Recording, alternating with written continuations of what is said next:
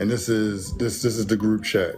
All the ladies here are all part of the group chat, and people that's in the comments or whatever have you. I have 8 topics. You know what I'm saying? Each one of you will be able to go first. You know what I'm saying? You'll have your own topic and you will go first on it. I do YouTube videos, so when you have your I do topic, too. yeah. So when you have your topic, I'm going to introduce you, and then that'll be an intro to the topic when I do the videos. So that's what we're doing here today. You know what I'm saying? So I guess everybody not fucking with the camera. Is this what's going on? Is everybody on strike? Is this what's going on? Okay. I You respect need it. camera? You got to give me I a second to put respect my it. wig on. I'm gonna I got to put my hair put on. myself on in a She second. said, I need to put my I'm wig just on. saying, Oh man. my Hey, If y'all God. if y'all cracking And striking, listen, if I'm y'all the on honest strike, friend. Was I not supposed to be honest? yeah, I'm about to say, if this, I'm just saying, Okay, well, if this was give me going 10 minutes to on, put my hair on. I got to put my hair on. I'm trying to, you feel me? Like, don't be scared. Don't be scared, son. You know what I mean? You, she we y'all, she know better. It's because I just woke up from a nap. I still got sleepy. I had to set my So alarm. good, man. Y'all are all But I'm about beautiful to serve women. my glass of wine and set myself up in my tripod, and then I'll turn my camera on. Yeah, that's what I'm saying. Like, I want, you know what I'm saying? I want y'all best. You know what I'm saying? This is about y'all. You know what I'm saying? I'm telling, we can still, you know what I'm talking about? We can Say, still get that talk. hair, girl. Stop it, Hemsky. Yeah, you know what I'm saying? It's all good. Well, how's y'all day been? You know what I'm saying? What y'all been into today? You know what I'm saying? For the people that I haven't talked to, how's y'all day been? Ooh, I had to go to the mall with my daughter and watch her with her boyfriend walk around the mall. Oh, And no, it was not Zion. But the kid's name is, oh fuck, what the kid's name is? Oh, it's something like Zion, but it's like, whatever. Anyway, Lion. yeah. Shit, might as well be. He looked like the dude. So, Y'all's funny, yeah. man. I'm so sick Y'all of this. funny. I'm so sick of this. You know what I'm saying? Look, everybody in here, man, I appreciate y'all. What's up, Coop? I appreciate y'all being in here, man. These ladies, I'm telling you, they don't know nothing about none of the questions, the topics. They don't know nothing. You know what I'm saying? This is beautiful, you know what I mean? We letting everybody get themselves together so they can look the part. You know what I'm saying? But you know what I'm saying? Shit, I'm here.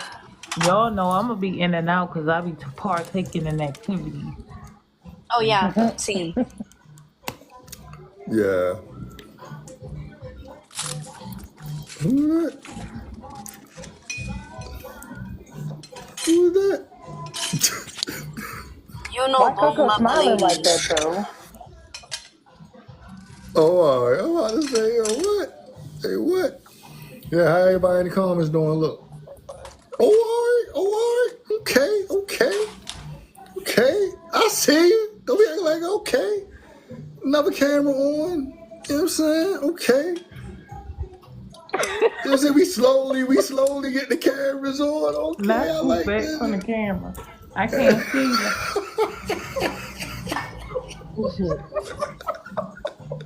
Oh yeah. Yo, I can't see like that. Y'all know I be wearing glasses for real though. Same. Yeah. So if I'm a little up close, For a it's person who so I wear can glasses, I see. never wear my glasses. That's my fucking problem. Like, I mean, yeah. and while we in here, right? You know what I'm saying, so we already know the next men's mental health Thank check you. gonna Thank you be for that. September 14th. You know what I'm saying? The next OR you heard me is, it's really up to y'all. You know what I mean? Like, I want to do game nights and, you know what I'm saying, another movie night and all that. So, you know what I mean? Since now that I know I got the podcast stuff together, and I know it's, you know what I'm talking about, now I'm, you know what I'm saying, I'm ready. Oh, I'm all ready to do right. all that stuff. You know what I'm saying? I'm ready to do the Kahoot stuff and all that. Like He we said about I'm to, ready it's now, y'all. full Then clip. I'm clipped up. I'm now that clipped I up. got my shit together, y'all better get ready. Yeah. Nah, nah, nah, nah. You know what I'm saying? Like that. Period. Yeah, definitely join the Discord. I still got the battle rap stuff going in there now. I just couldn't, you know what I'm saying? This is more important. I watch that shit on the playback, you know what I'm saying? Marcus, Yeah. I got an exclusive to show right quick. Hold up. Say less. Boom. Hey y'all. He moves so fast. Yeah, I don't play no games. Oh, that's fire with the skull joints. Oh, it's 3D Scholar. Yo, that's fire. It's cream on the inside. So it's definitely good. Oh yeah, you definitely been busy. I see you. Yeah, But that guess shit is what? fire. I wish it could show in here, but it glows in the dark. Oh, Ray, no, I see how bright that white is. You know what I'm saying? This is That shit's super bright. the one that y'all saw recently on the video. This is the glow in the dark. The checkerboard joints. Yeah. I'm working on sneakers that's coming out, so this is also going to be a corner. Y'all know Beetlejuice is coming out soon. So I'm working on some stuff, but definitely glow in the dark. No, there's no website. There's a lot of people in here that's purchased from me, so just inbox me or whatever, and we can work it out from there. The website is not up yet, but It's coming though. It's coming. Customers that's in here that can definitely vouch. It's good business over here. So if you're interested, just inbox me. But glow in the dark is definitely coming. Don't get it fucked up. now. It's about to be hoodie season. It's about to be, you know what I'm saying? She be having the sweatsuits and all that. It's about to be hoodie season. Oh yeah, it's about to be a lot going on. But that's all. I just want to let y'all know. I got some more stuff coming for y'all. But this hasn't been, I haven't done a video, I haven't put it out yet. So you guys get to exclusively see the new design. That's tight though. I like the skulls. That shit fire. It's hard, yeah. Yeah, All right, I fucks with that shit. that. On. There we go. Another camera on. What you got another one? One more. Oh, there we go. You know we like exclusives. You know what I'm saying? Now you got the mash joints. Damn. So this is with the Scully. This is another exclusive. It's split face. It's one of those. It's instead of me doing a turtleneck hoodie, it's just going to be the mask part and then a beanie to match.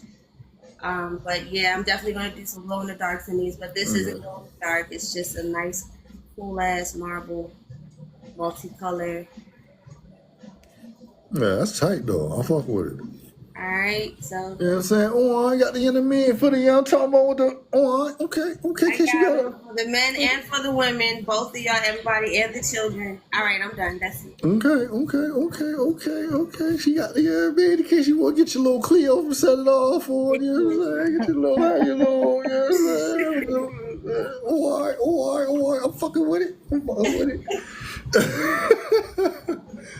Is this? Oh yeah, we waiting on Savage. She said she got a, you know what I mean, and I'm talking about on. And then once she get her you know what I mean, on, we'll get started. You know what I'm saying?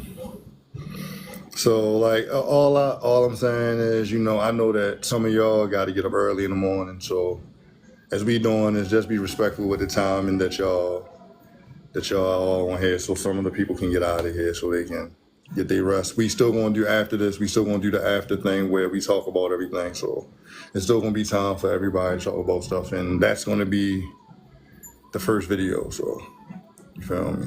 So Dexter Electrician on. Yo, I don't know if it's just me. Yo, I know I ain't feeling this little Taylor Port shit right now. I'm telling you, I drank that one glass, had me on my ass. I said, Laura, I'm a lightweight. I'm gonna have to be all camera. She gonna have me chest naked. I'm gonna have to get off. That shit strong. I felt like I kept adding ice and that shit kept getting stronger. I said, what's inside this drink? So this thing must be fucking magic.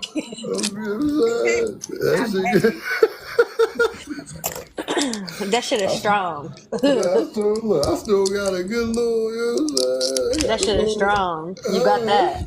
You know what I'm saying? Yeah, I thought the Black Henny wasn't gonna be. You know what I'm saying? The ice make it Oh, stronger. I'm not the drinking it. Beyonce dance. What? Yeah, I got a video. I'm writing this thing for a video. You know what I'm saying? It's gonna be the wine. It's gonna be some Beyonce shit, some Tupac. It's gonna be some funny shit. It's gonna be the first time I really wrote out a joint. So I had some fun. You know what I'm saying? Yeah, you know what I'm saying? You feel me? AFC, you know what I'm saying? I want to have some fun too, yo. Can I have some fun too, yo? You know what I'm saying?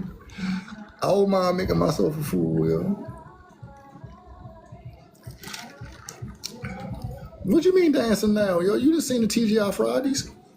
Look. I'm savvy. You know what I'm saying? I'm almost there. Hold on. Oh,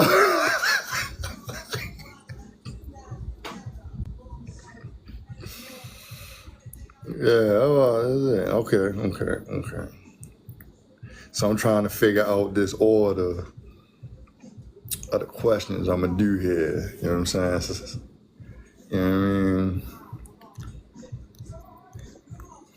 I don't know who I'm talking about, but you know what I mean? First, I'm talking about,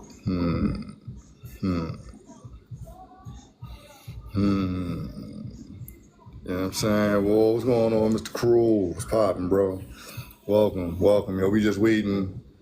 You know what I'm saying? Ladies get themselves together. We about to start this joint off, man. You know what I'm saying? What's up, Mr. Cruel? You know what I mean? I'm in How here we chilling, doing? man. How'd your Drinking event wine. go? Are you still at it?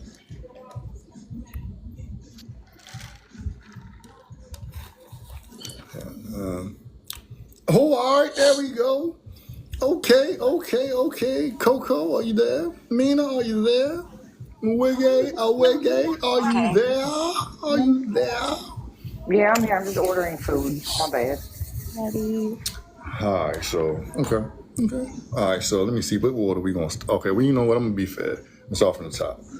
You know what I'm saying? So, welcome to the Women's Mental Health Chat Podcast. I am your host. I am Marshall President.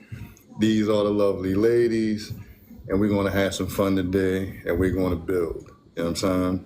Each one of these ladies, I had the opportunity to go first. They have their own topics.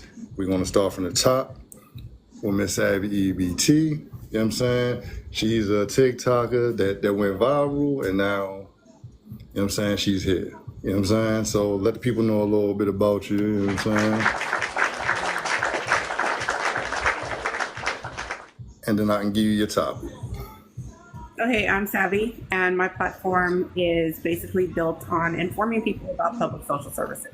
So anything having to do with your Medicaid, food stamps, cash aid, Medicare, ACA, Affordable Care Act, other social services, like if your child has disabilities, if you have a parent who needs long-term care, all of those things, like I'm here just dispelling the myths and removing the stigmatism and the shame, because there's no shame in asking for help and needing some assistance.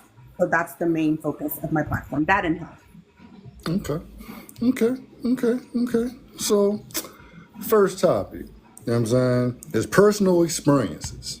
You know what I'm saying? Can you share a personal experience that significantly, that significantly impacted your mental health and how you managed it?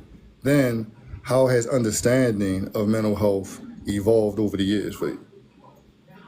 Definitely. So I think for this one, I'm just going to share about raising a child with special needs. Because basically, sorry, you guys. Alexa, stop. I'm Queen Mom.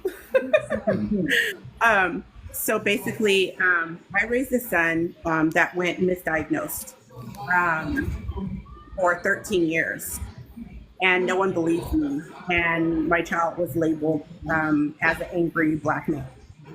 And so having to basically fight medical medical discrimination and having a child that was undiagnosed, misdiagnosed, it really made me a lot of times feel defeated and helpless and incapable as a mom.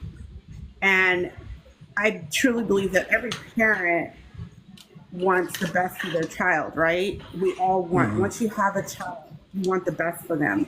And so the depression, the anxiety, the worry, the self, like, I guess you'll call it like self-loathing and just putting myself down as a mother, because it was like I was fighting this huge system and I had no help. And I was a single mom too. So, and they said, so that was the biggest thing, is searching for doctors and people who would listen, and just feeling like I didn't have a voice. And I was the only one who could be his voice. So it was like, there were days, like, I kid you not, like, I would just sit in my room alone and just cry because I felt so hopeless. And just the worst feeling in the world is not being able to help your own child. That to me is like, I just felt like such a failure. And I just felt like, gosh, if I can't help my own child, then what am I even worth? You know? And how did I manage it? Honestly, I stayed in therapy. I had to, because if I lost it, then he would lose it too. You see, like, I knew that I'm the foundation. I knew that I'm the one holding it together. So I had to search out help for myself. There were times where I did have to take a leave of absence from my job to address my mental health, because I was not capable of helping others at that point. If I have zero resources and I have nothing left in my toolbox, how the hell am I supposed to walk into a public social services office and say, hi, how can I help you? What do you need today? I can't help anybody. I was completely broken because I was searching for answers for my child. And so, yes, I did seek out therapy, group therapy. I definitely did what you would consider like talk therapy, and also medication to manage the anxiety and the depression. Because I was at the point, and I'm very raw with my story, when you get to the point where your hygiene goes south, you can't even pull yourself out of bed to take showers, you can't wash your hair, you can't open your windows or your doors, you're ignoring phone calls from friends, you have zero concentration, you can't even watch TV because the anxiety and the depression is so bad. You must seek help. So I'm very open, and I tell people this is where I was and this is where I am now. And yeah, I went through that. And the last part, I'm sorry, Marcus, I'm reading. How has your understanding of mental health evolved over the years? Oh boy. So I was raised with a very super religious background, to the point where you just had to pray. Pray the depression away, pray the anxiety away. It's Satan attacking you. It was shame, right? Like going to a doctor's office and asking for help was shame. It's because I wasn't praying hard enough. And I believed that for a long time, until it got so bad that I could not cope. Like I could not take care of myself and bills and my child, and I couldn't do anything. So that narrative had to change. I had to level up, because if I didn't, I wouldn't be here talking to you guys today. I was having thoughts of self-harm, everything. And all the prayer and church and my belief system was not relieving what I felt inside. And there was no relief. So do I use my spiritual beliefs today? Yes, I still pray, absolutely. I still hold those values dear to me. But I also understand that there's a difference between therapy and therapeutic. So my spiritual beliefs are therapeutic. They are tools. So anything that's therapeutic is a tool that helps me conquer the anxiety and the depression. But the therapy is done by a licensed, trained professional to address the ongoing struggles that I always will have. When you come through such a powerful storm, when I say my son is disabled, he has autism, and my son was very combative, and so he's very aggressive. In 1 week, he gave me a busted lip, a black eye, and a concussion twice. I had scratch marks, bite marks, bruises all over my body. And this is the side of autism that nobody wants to talk about. And most of us parents with children with autism know we don't have a voice. So that part is kind of hard for me to share, but I'm going to share my trauma because I feel like people need to know this is what we go through. This is the ugly truth. This is where I'm at. Did I take him to doctors? Yes. Did I take him to diagnosis? Yes. And it wasn't just, oh, he's just a bad child. Oh, you just need to pray. I was told to pray the demons away. I was told that I was a bad mother. I was told that I wasn't disciplining him enough. I wasn't giving enough boundaries. And just everything. It was all my fault. All my fault. I was just being blamed and blamed and blamed. And the more I felt like the more I asked for help, the more blame I got put on my shoulders. So it literally changed, my narrative changed because I saw the world, how people are. I cannot change people's beliefs, but I can change my own. My beliefs have changed. And the shame and the stigma around walking into an office and saying, I'm broken. My brain is broken. My brain controls the rest of my body. If you have trauma, your brain is literally being harmed. It's being socked. So if I always tell people, we'll go to a doctor for a broken arm, your back is sore, your foot ain't working right, you have a headache, you cut yourself, something like that, right? You're in a car accident. Every other part of our body, we will go to and seek medical attention, except for our brains. That's when, oh, nope, I'm not going there. Nope. And it's like, but wait, you guys are missing the whole point. Your brain is the most important body part you have. If you don't heal it and you don't heal those traumas, it doesn't get better, it gets worse. And you end up hurting yourself and others. All right. No matter what thing. Okay. Wiggy, what you got for us?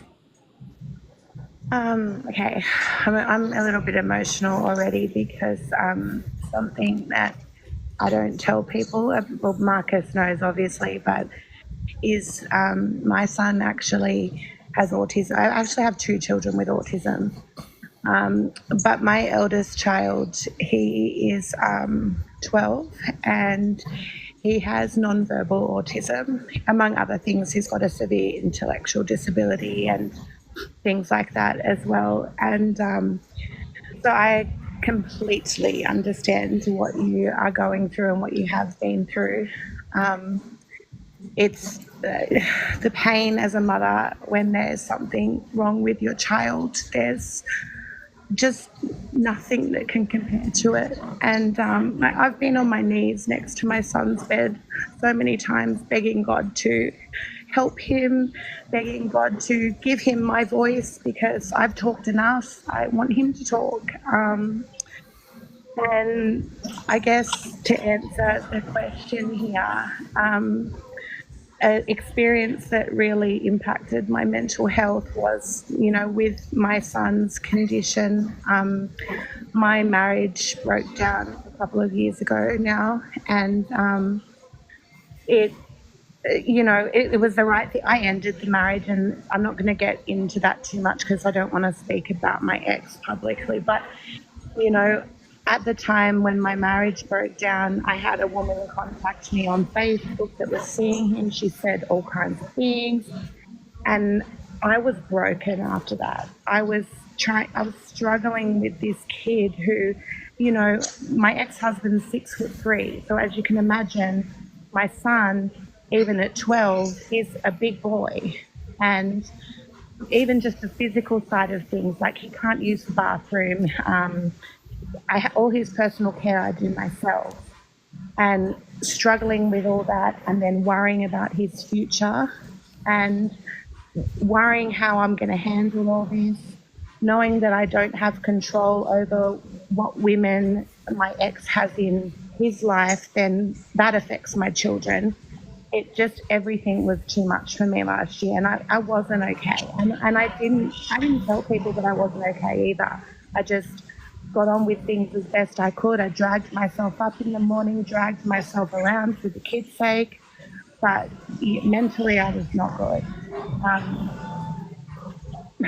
How I've gotten out of it, I guess now I've actually kind of been honest with people around me about how I was and how I am feeling, and I've got a better support system. But it's hard for me to ask for help because I'm very independent, I'm stubborn, I don't like to bother people. So learning to kind of let my guard down a little bit is that been a big thing for me. And now that I do have better support. I've still got a very long road to go with my son. But I know that I'm going to get through it for my kids' sake. So, yeah. Chumbo, what you got for me?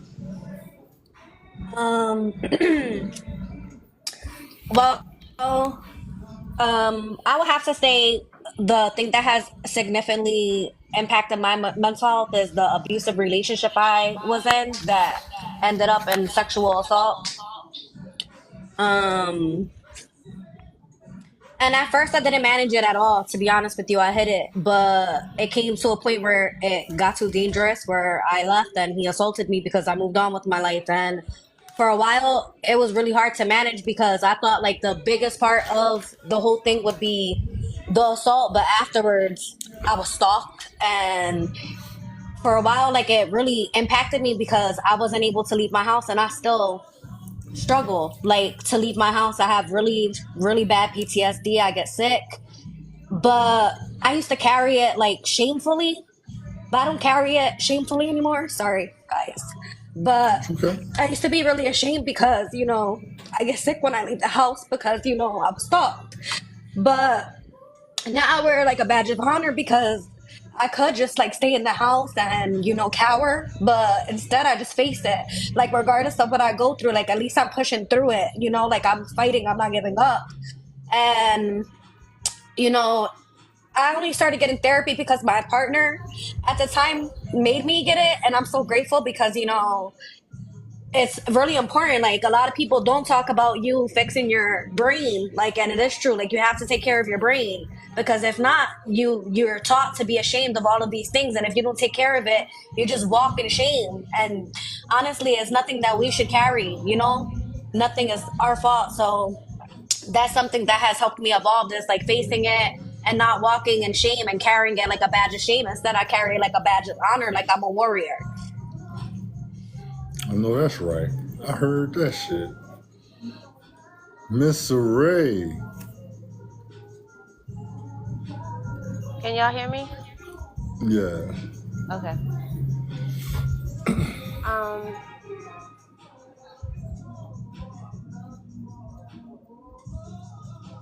I can lump all of mine underneath one umbrella of abandonment. So abandonment started for me at conceiving. Okay, so it was I was always bounced around. I was a contract kid. For those who don't know me, I was a contract kid and a latchkey kid all in one. So a contract kid is when your parent does contract work and they travel for work. My mom was a respiratory therapist. So we've traveled. I just knew how to bounce around, and that gave me the ability to know how to adapt anywhere I go. That's the upside. I know how to adapt. The downside, for some, for me, it's a protective thing, is I know how to detach. I don't get attached. I've learned that at an early age to not get attached. And this goes with the moving around. This goes with you know, having to come home. Everybody know what a latchkey kid is if you was born in the 80s and anything back from there. Y'all know what time it is. So we was age 6 years old already caring for ourselves. You get what I'm saying? There wasn't, it was, don't open the door, don't cut on the stove, you can use the microwave, be in bed by such and such. You better not be home when I get off from work, because that means your ass didn't get up on time to catch the bus. You get that type. So it's that on top of just life. Here I am, 41, and it's just life in general of moving around, being a single mother, all that jazz. So I could just lump all the abandonment. Mother, she's in prison currently. Father was in prison from the age of 7. Yeah, from 7, got out when I was 14.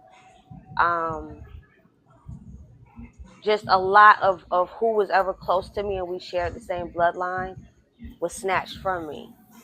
You see what I'm saying? So, and the death of my grandmother, which was my best friend. And that was a hard one.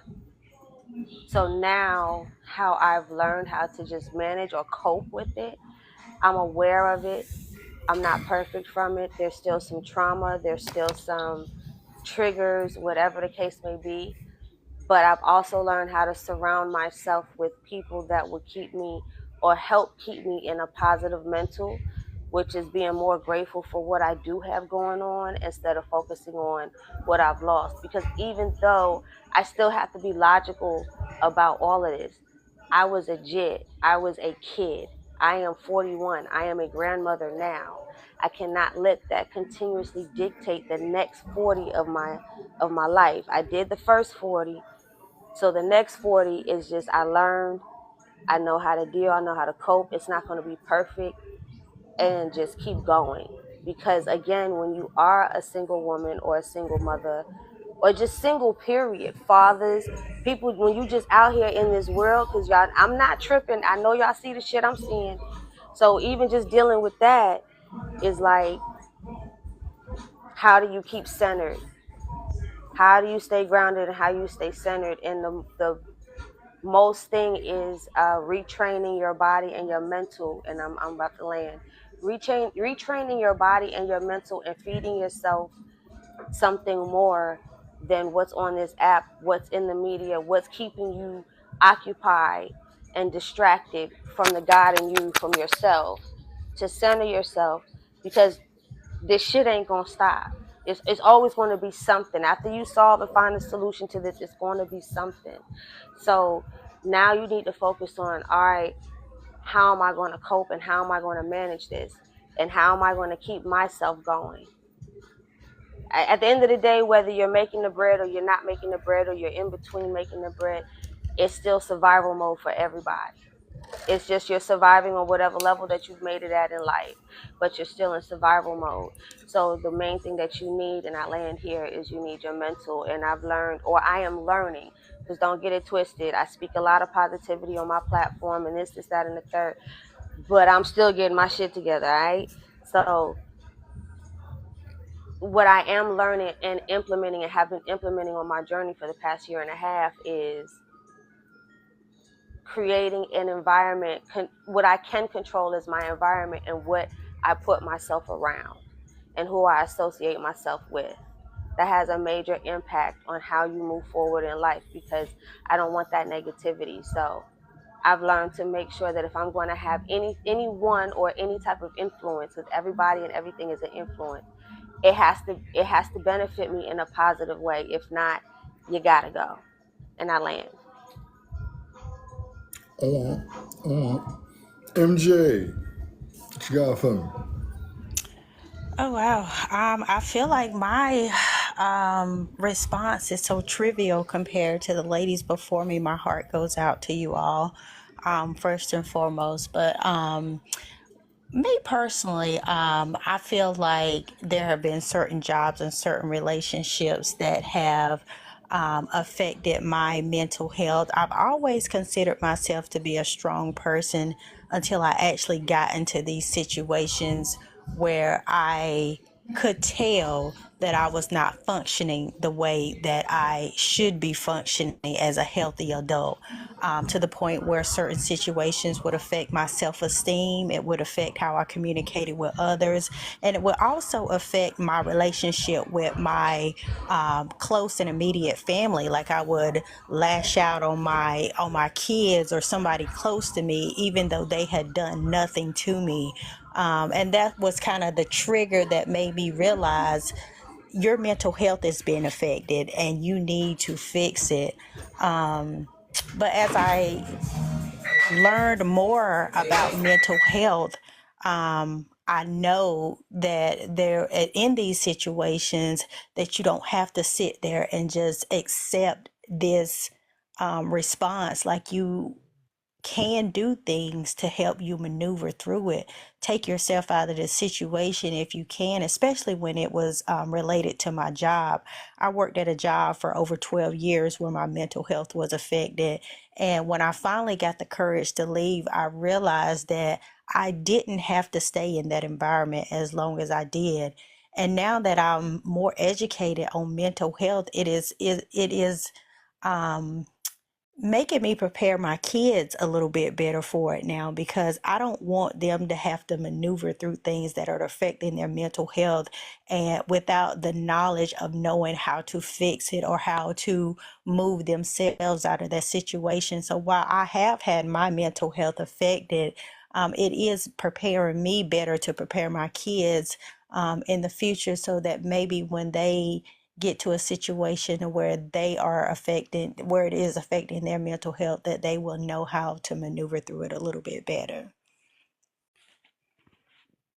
Okay, that's what's up. Coco, what you got? Hey y'all. So a personal experience that impacted my mental health. I would say probably actually being left with a child to like raise on my own, and then having to work and all of the stuff I was dealing with.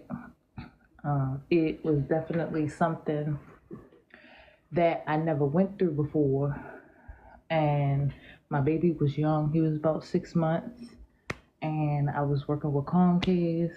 And I knew it had impacted my mental health because it was just like I was drinking like pints of Hennessy every single day. Like just smoking and drinking all day, every day. But I was functioning. I wasn't like, laying around and, not doing what I'm supposed to do. I became a functioning alcoholic, I would say. And, it helped me get through.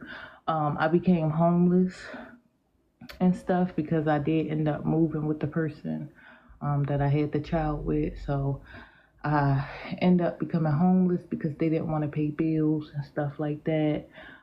So I was homeless for like 2 months with my kid. I wasn't like, out on the streets or anything, but I was in and out of Airbnbs. I had to take them to work with me. So I was doing like Instacart and stuff like that because I didn't have anyone to watch them for me. So, I was just paying for Airbnbs, and it just started getting harder and harder and harder. But I coped with it because I just learned that, despite whatever happened, like it happened for me. And I might be going through something hard, but this is what I'm going through and this is what I got to get through. So I had to learn to live in the present and in the present moment. And so that helped me get through a lot. So it's like, I was happy because I don't feel like my baby noticed, he might have noticed like a slight change, but I don't think that he really noticed like really what was going on. But I just think that it made me stronger along the journey. It gave me patience. It helped me endure, through a lot more other things. And, that's just what that is. How was your understanding of mental health evolved? And basically, my understanding of mental health has evolved because I just think that we all should take it a little bit more seriously, you know. Um, I'm normally the type, I don't really open up to people. I have my select few of people that I open up to. But sometimes you have to learn to be a little bit vulnerable too, because you never know what a person may have to say to you that this might change your mind or change your perspective, you know, for that day or in time or whatever the case may be. But you know, I'm just learning to take it more seriously. I'm learning to check on other people and stuff like that, because it's not just about us. We all trying to make it, and we all trying to get through. We all fighting a battle, um, Right. and we all just trying to, you know, get through it. Okay. All right, Miss Priss, welcome to the panel. You know what I'm saying? Welcome, welcome. Thank you. So, what do you have for us on the topic? Sure.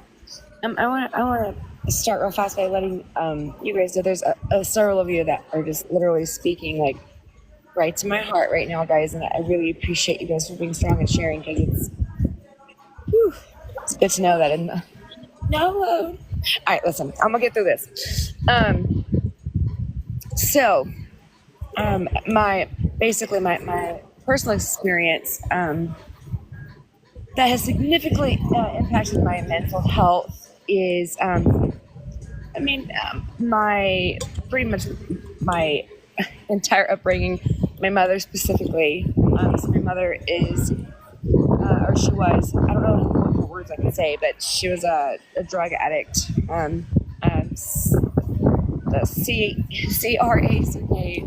CRACK got her pretty good. So she was basically in jail for the majority of my childhood, but she did have me until I was 9. So basically what that looked like for me was growing up knowing that I was just poor white trash, trailer park trash. That's what I was. A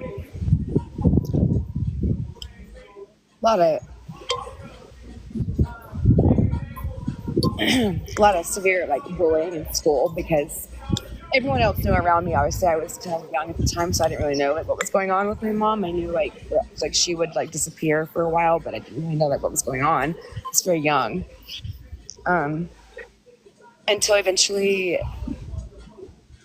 at one point I was living with my mom and my stepdad, my little brother, my stepdad's mom and dad, his little brother, and his little sister in a 3-bedroom house. Ceiling were like falling down. It's like holes in the ceiling. My stepdad's brother took advantage of the situation that I had to share a room with him and my little brother. So like food would be like withheld if I didn't do like things like that. Anyways, my grandma, my mom's mom, eventually got custody of me and my little brother when I was 8, and I was there with her for about a year until my step grandfather, aka my 3-year-old cousin, my dad found out, and my dad, which I had really only seen about 3 times that I can remember in my life, just kind of came and stripped me away, and he took me away from my little brother because we had different dads. Thought that was going to be like a better scenario, getting out of all that mess. But his mom was very physically and emotionally abusive towards me as well. Like her favorite saying to tell, mind you, I was 9 years old. Her favorite saying for me was, I was sorrier than well shit on the bottom of the ocean. Don't even know where the hell that came from, but great. And, got to give it to her for her creativity. she used to tell me like, oh, like you're just like your mom, which is obviously not a great thing to hear, you know, because my mom was, you know, crackhead in jail. So it really, the way it affected me was I literally, oh my God, I'm so sorry. I'm literally tried like my entire life. I've spent my entire life working my ass off and like literally to the point of now like fucking like craziness, just proving that I'm not white trash because I'm not, you know, like I feel like I've just spent my whole life now just trying to prove that that is not me. And I've done damn well for myself, and I'm very proud of myself and where I am now and everything that I've accomplished.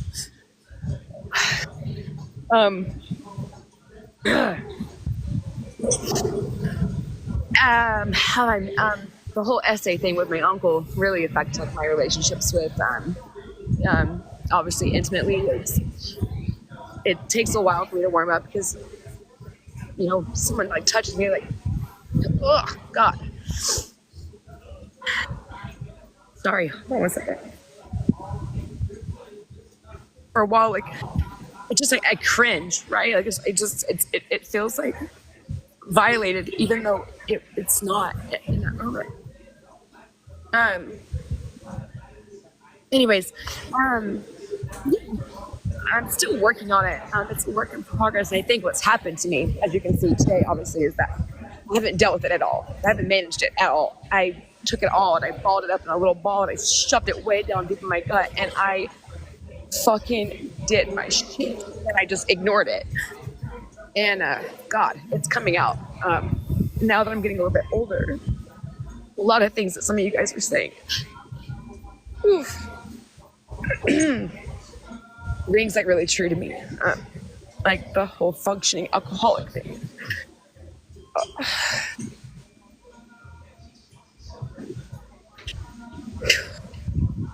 I mean, maybe take a pause for a second. You know what I'm saying? So proud of you though. So proud of you for sharing your story. And you know, you are a beautiful person. Don't listen to the words of ugly people.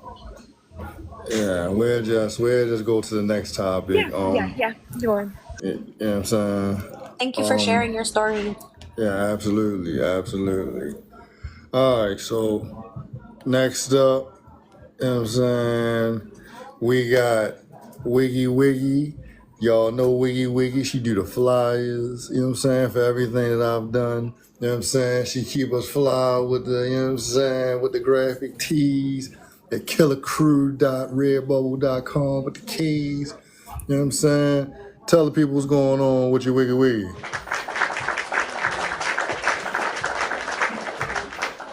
Hola, or Wiggy Wiggy, if your name is Marcus.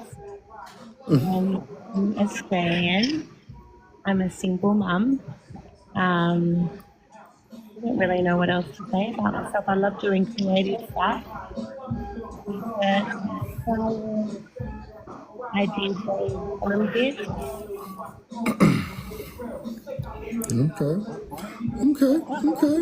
Okay. Well, Miss Wiggy Wiggy, your topic Oh dear. is challenges and stigma. You know what I'm saying? What unique mental health challenges do women face, and how can society better support them? Then how do you believe stigma around mental health affects women differently than men?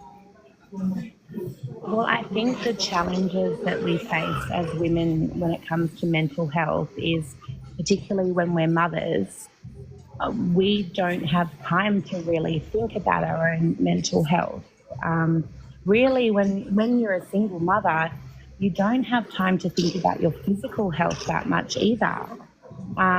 You're just focused on your kids and your kids' mental health and your kids' physical well-being and what's best for them. And so I think that that's a challenge. I mean, I know that there's dads that are single dads that, you know, have the same thing going on as well. But yeah, as the mother and the nurturer and things like that, then our mental health is kind of last on our priority list. Which is not good, because sometimes when we're bottling things up and not actually dealing with them, it's going to explode eventually, isn't it? Um, as for the stigma part, to be really honest, the stigma part, that we do have it a little bit easier with men than men do. I think that men are very much taught that they're not allowed to have emotion or express emotion, whereas we have a little bit more leeway with that. As I was saying though, as a mother, yeah, you have to worry about your kids first, and not yourself, which is it's really really hard, and that's something that I've struggled with a lot over the past couple of years. I was in my marriage for like 17 years, so it was my entire adult life pretty much, and then having to go through the breakdown of that by myself and having to still get up every day and show up for my kids, even though I felt terrible inside. But I couldn't show my kids that. Like sometimes I would be cooking them breakfast with sunglasses on because I didn't want them to see that I'd been crying, and my daughter would be like, "Mum, why are you wearing sunglasses in the house?" I was like, "Don't you think I look cool with these sunglasses on? What do you mean?" But yeah, it's really difficult as a woman and as a mother to deal with mental health stuff. I think just all of us supporting each other and being there for each other and listening to each other is definitely helpful though. 100%. 100%. Yeah. Okay. Does it? Yeah, that's it. Okay. Excuse me.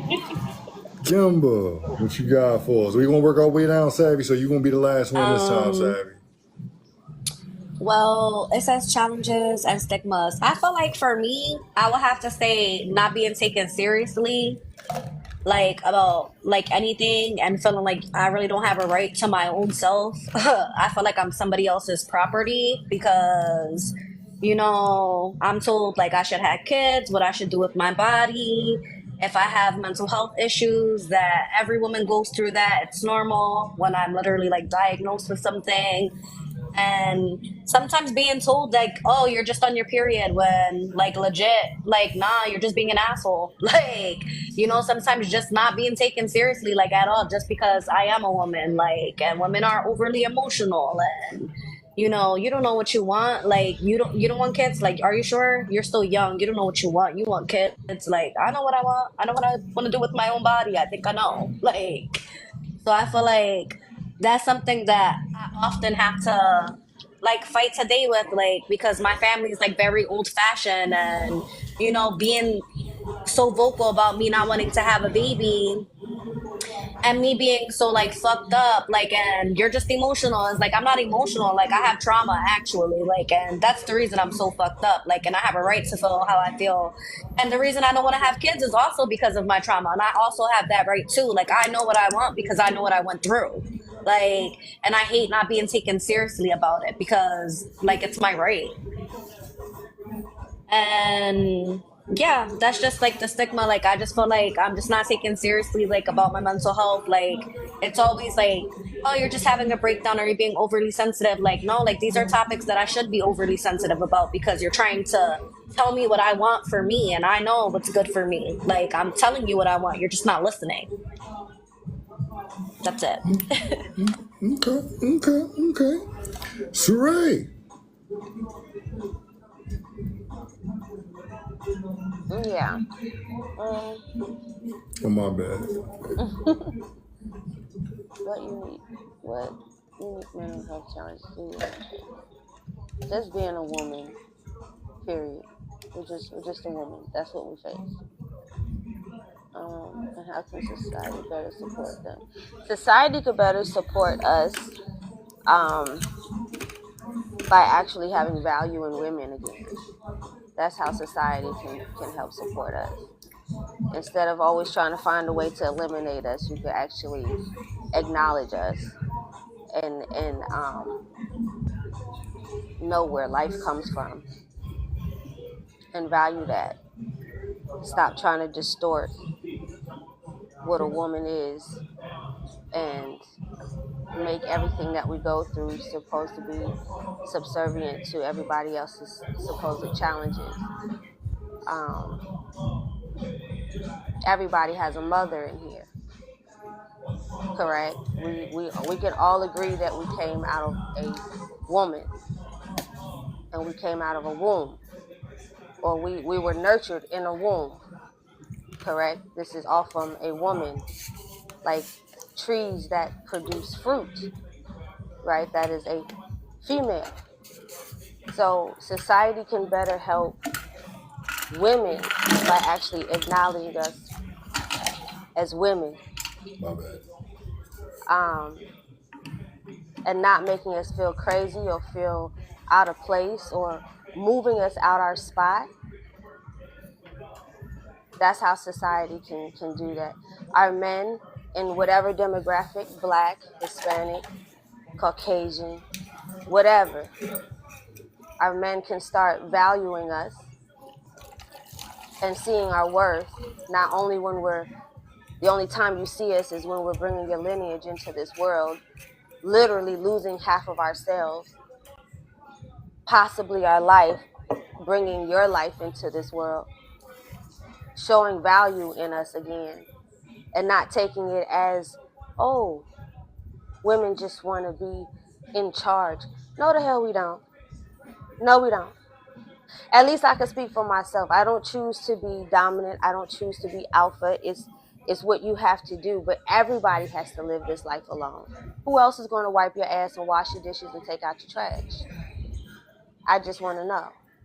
So because I'm independent does not make me masculine. I'm a woman and I'm a human being. The fuck, who else? Okay, I'm gonna sit here and just wait for somebody to open a door or do anything for me. Now, when that person comes in, then that's the training for me to know how to allow him to take some of that homework out my book bag. But I still got to do some work. I'm never alleviated from my job as a woman. So when society can value and find its value back in its women, you know, with the ovaries and the uterus, and, you know, when we can do that again and take, and society and men, our men, take some of this homework out our book bag so we could be in our feminine, so we can have our yin and our yang, so we can have our balance again.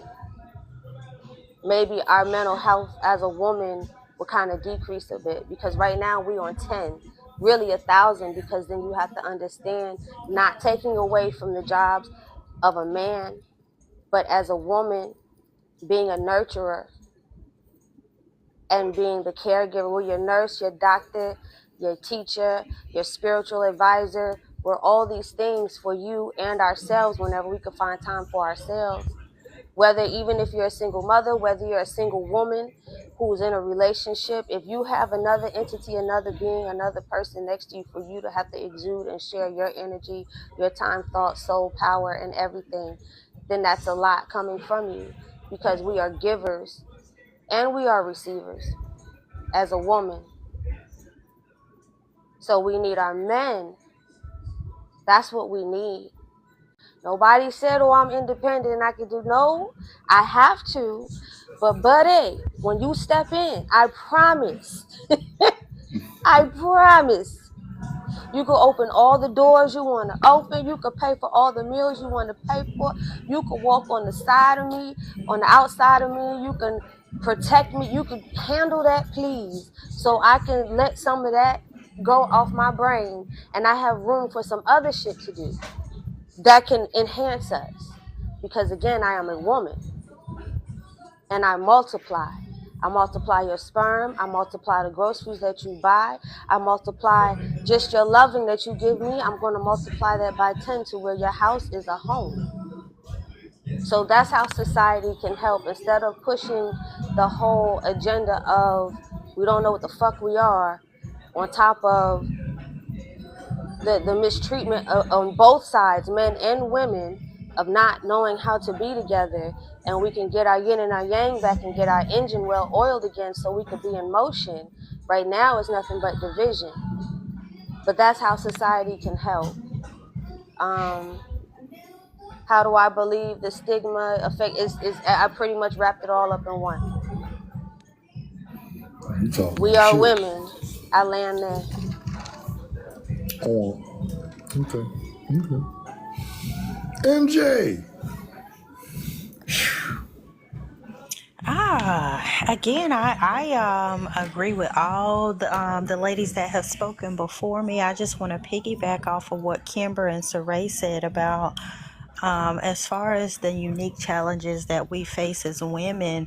One, being told what we can and cannot do with our body, and two, just not being viewed as a suitable candidate in positions of power.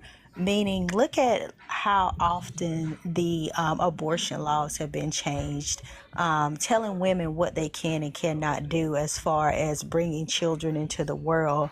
Depending on the circumstances surrounding a pregnancy, you are telling this woman that she can or she can or cannot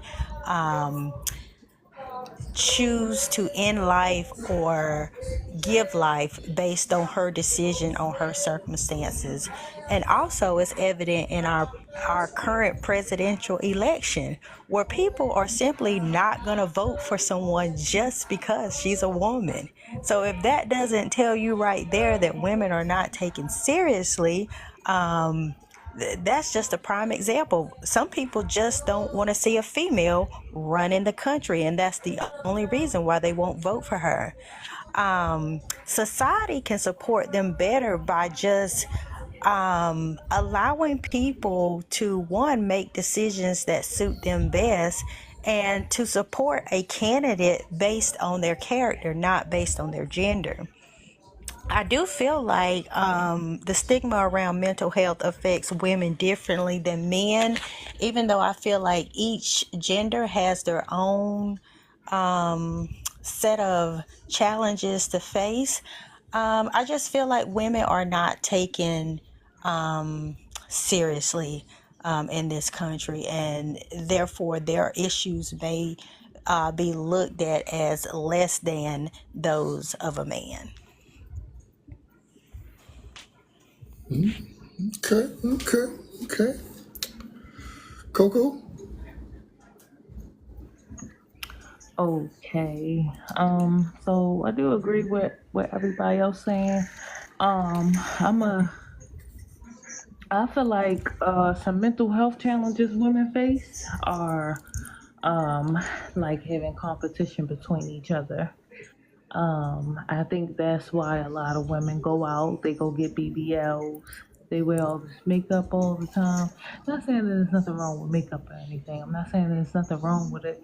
But a lot of women, I just feel like we are all, well, not we, I'm not going to say we. A lot of women are in competition with each other. Like, you can't even have friendships without having competition. You know, we're supposed to be there helping each other. Because we feel like we're not valued, why not value each other? So people see us valuing each other, you know, it's going to make them want to value us as well. You know, so I just feel like society can better support women. I think that society, they just look at certain cosmetics and, you know, just certain stuff. They praise women with big butts, and they make women like natural women. They cause them to look at themselves and sit there and say, oh, well, I want to go get that done.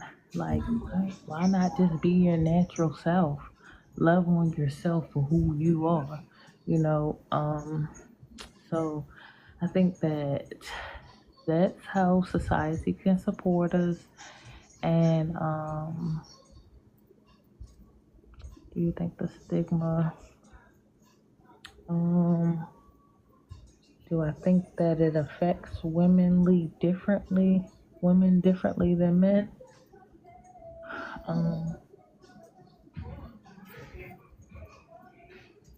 I don't know. I guess, yeah, because men wouldn't understand because they're not a woman. So of course it's gonna affect them differently. Yep. Okay. Okay. Miss Pris, how you doing down there? What you got for us? Okay, well, I'm not crying anymore, okay? So just It's all no good. alarm It's and stuff. all good. I'm good. No judgment. No judgment. You good. Sorry.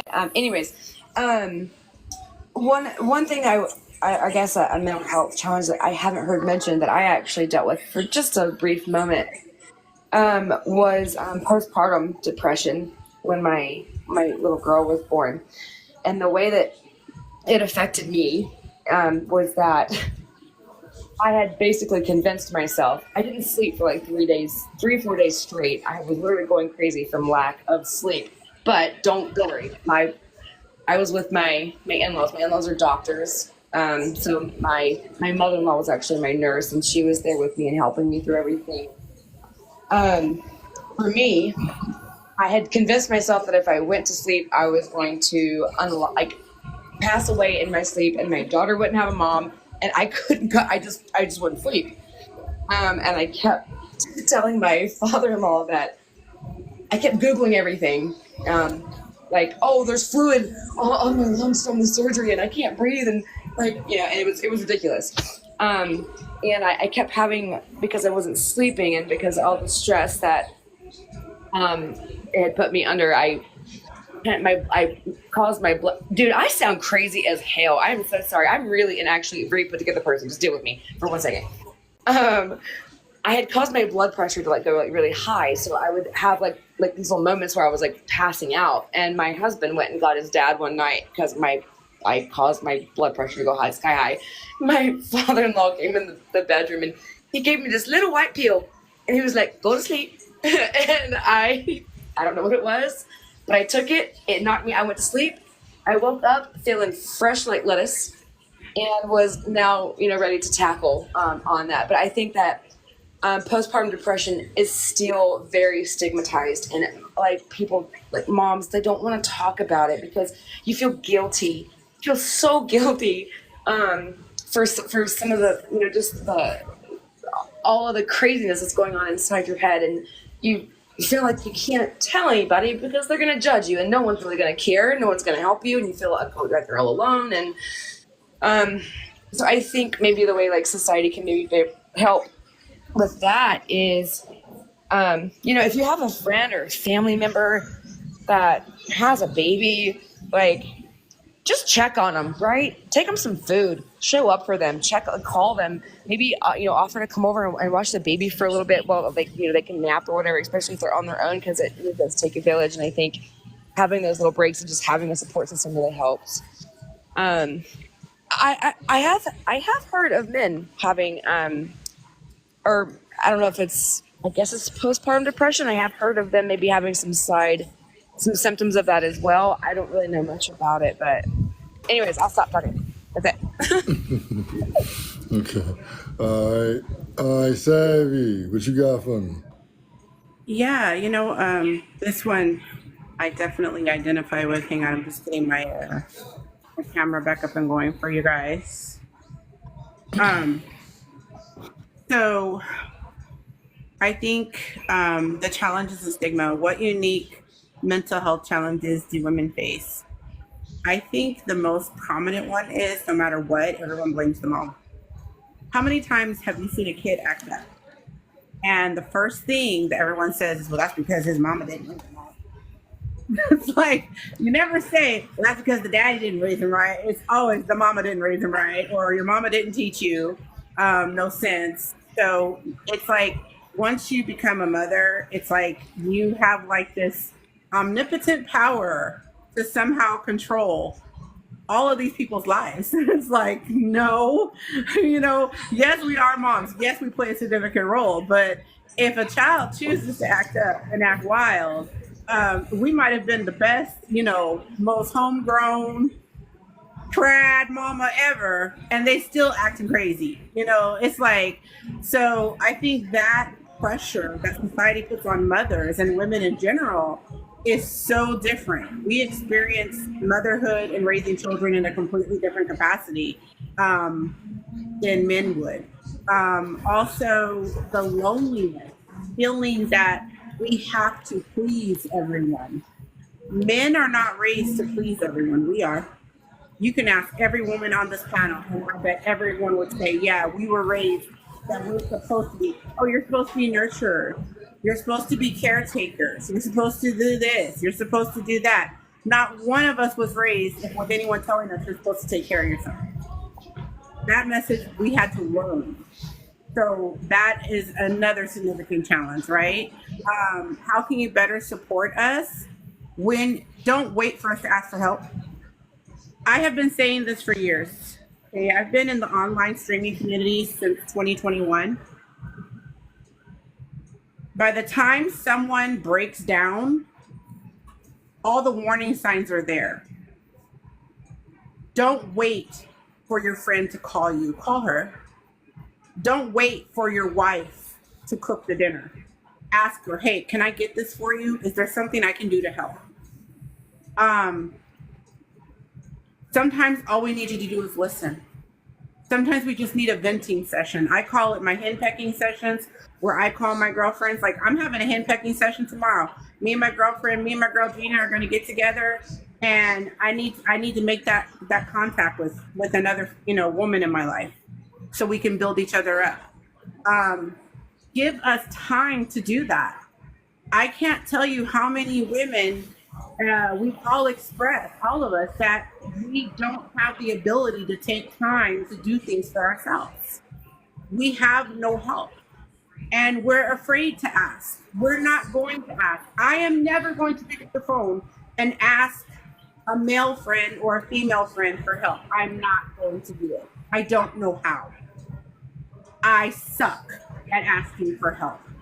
Okay, so I tell my friends this. I'm verbal with it. I'm like, you guys know I'm a blabbermouth. If I'm quiet, you need to come get me. Something is not right. Something's not right if Savvy is quiet. Like, that's when you should be scared, is when I'm not talking. It's like, you should be shaking my shoulders like, girl, is you good? Is you good? Because you're quiet over there. What the hell's going on? So, there's certain moments in my life where, and I don't know if other women have done this, but I think we hide our emotional state from our families and our children especially, because we're afraid that we're going to burden them. We don't want to bother them. We don't want our children to see mama falling apart. There's been days where I know myself, I have hid in my bathroom and ran water and turned on the shower and music so my son doesn't hear me sobbing. That's the truth. So women have been trained to take care of everyone except themselves. Most of us don't know how. We don't. We just don't. I admit it. I'm 47. I'm still learning how to take care of myself. I don't know how. How do you believe, I'm reading it, Marcus, I'm sorry. How do you believe the stigma around mental health affects women differently than men? Well, what I stated before, women are supposed, like we're supposed to fit into this very narrow system of how a woman is supposed to act, how a woman is supposed to look, what type of job she's supposed to have, what type of mate she's supposed to pick. Like, legit, like, no one tells a man what type of wife he's supposed to go and get. Men have the freedom to date and marry whoever he chooses, and nobody's fussing at him. But let me go pick the wrong man, and it's, oh, well, you females picking these wrong ninjas out in the street. That's your fault. That's your fault. Nobody tells the men if they have a psycho baby mama. Well, you out here in the street picking these wrong ones. It's like, it's so unfair, like the playing field. It's like the degree of perfection that women are supposed to hold on to is like, and then you wonder why we have mental health problems. Are you serious right now?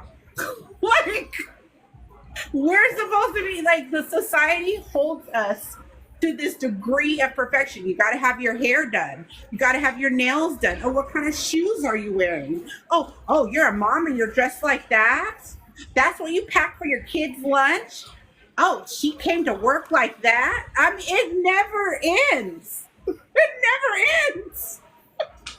So yeah, that's how you can help us. Stop with the narrative of what I'm supposed to be as a woman and just accept me for who I am as a woman and leave me alone. On. Okay. Look, Jamie just came in here. I know you got to see the rest of the battles. You know what I'm saying? I'm quite sure they was probably fire. You know what I'm saying? We gonna keep it moving. You still get a topic, Jamie, since you still got a hand time enough and it was a spot open, you still get a topic. But we gonna keep this thing moving. We gonna go. Oh, I wanted to answer.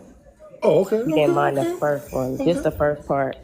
Because I just had something to share. Hi to everyone on the panel. When it says what unique mental health challenges, well, I can't see, friend. Oh, my You bad. bag in the way. I forgot. What unique mental health challenges do women face, and how can society better support them? I feel like for me, a young lady who had, I was pregnant at 18, had my daughter at 19. Then I had my son at 21. Then I had my youngest at 23.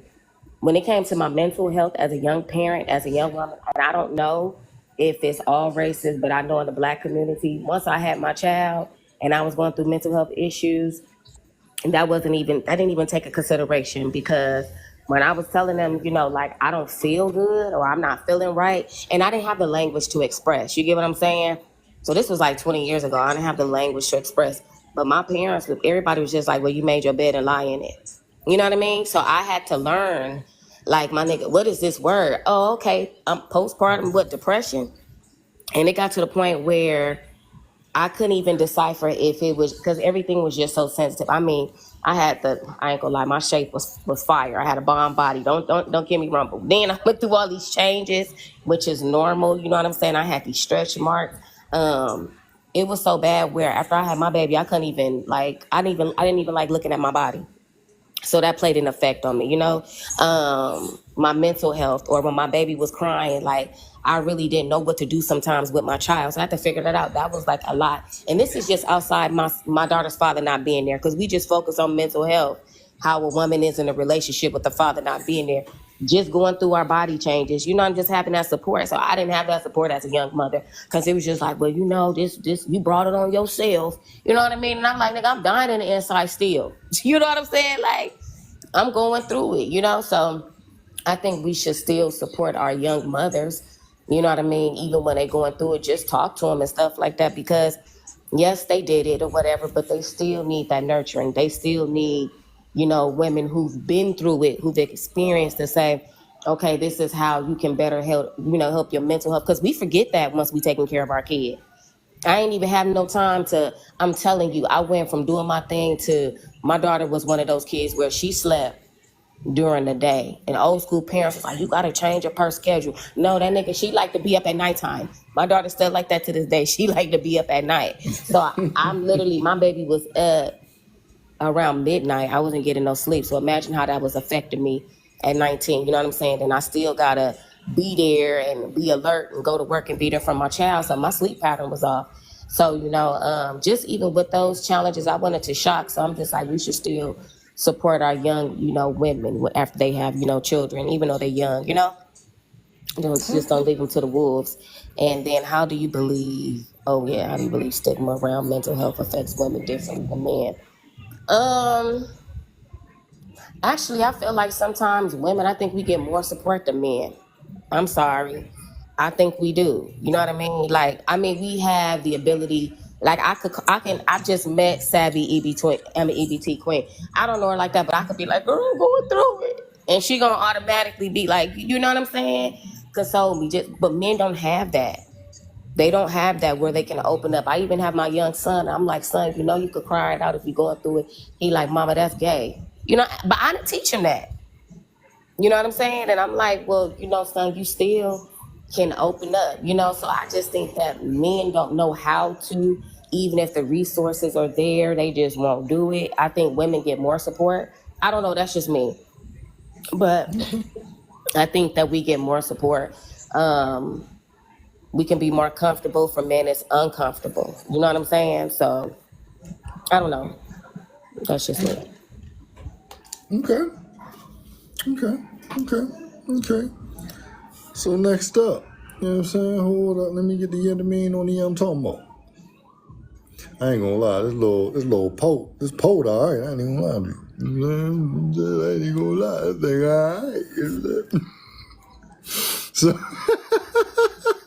I ain't even I told gonna you cat. I was halfway I done ain't and my even eyes was like gonna. bloop. I was like, wait a second, this thing kind of Yeah, Oh strong. Lord, yo. Then I I put the forgot how ice Not the and it people got strong. that's stronger. I cooking on said, that wait a can of second, this pork. thing magic. You better slow down. I got Magic. half bottle left. You know what Tell them you I'm better talking slow about? down. All right. So I got this. So next up, you know what I'm saying? We got Miss Kimber. Please do not call me Kimberly. Keep your dusty ass away from me. Day in this spot. Tell people what's up with you. Y'all talking about what's going on.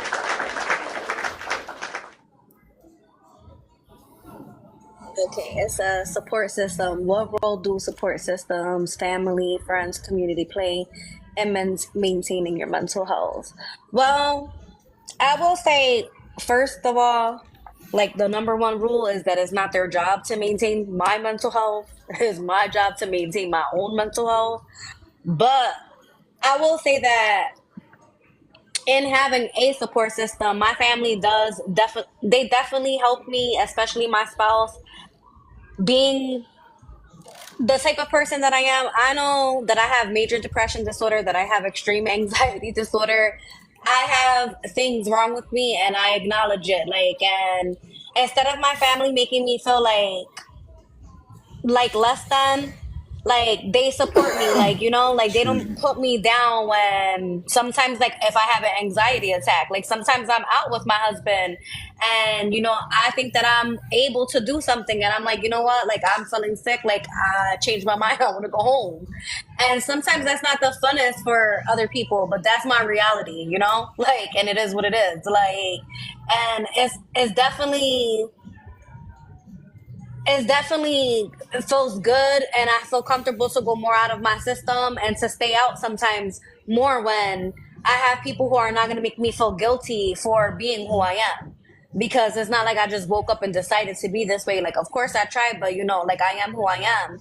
And sometimes people, they don't have that support and you know, it's embarrassing sometimes, but I'm definitely grateful for having my friends to talk to. Like if I have like an episode, my family, my husband, and I feel like what my daddy's child said definitely is true. Like I feel like women do need to be more supportive of women because it's easy to be a fucking mean girl and be a bully, but like you don't know what somebody's path is. Like it's easy to sit here and judge somebody, but you don't know what their upbringing, you don't know every single window and avenue of what somebody went through. And it's easy for you to sit there and be like, oh well, she looks a mess, she's always looking this way and she's always looking that way and her house is this. Like, well, she takes care of her grandma. She's a single mom. She works 3 jobs and she's still taking care of all these people. So of course she looks fucking crazy. Like she's fucking working hard. Like sometimes it's easy to sit there and point your finger, but you don't know everything that that person is doing. And I feel like a lot of the times, you know, like Miss Priss, like she's talking and she's like, I'm sorry. Like sometimes we feel guilty for how we feel. And we feel like people don't understand us and we like punish ourselves. Like, and you guys get that guilt. Like every mom I know has a guilt. Like you're not a good enough mommy. You should be doing better and you should be doing this and you should be a better woman. Like, no. You should be who you are. You should appreciate yourself. Give yourself a little bit of grace and slack. I feel like every woman should give the next woman a little bit more grace and slack because we are our biggest enemy. Like we like tear ourselves apart. Like, and we need to stop doing that. Okay. All right. Sheree, what you got for us? Can you hear me? Okay. Yeah. What role support?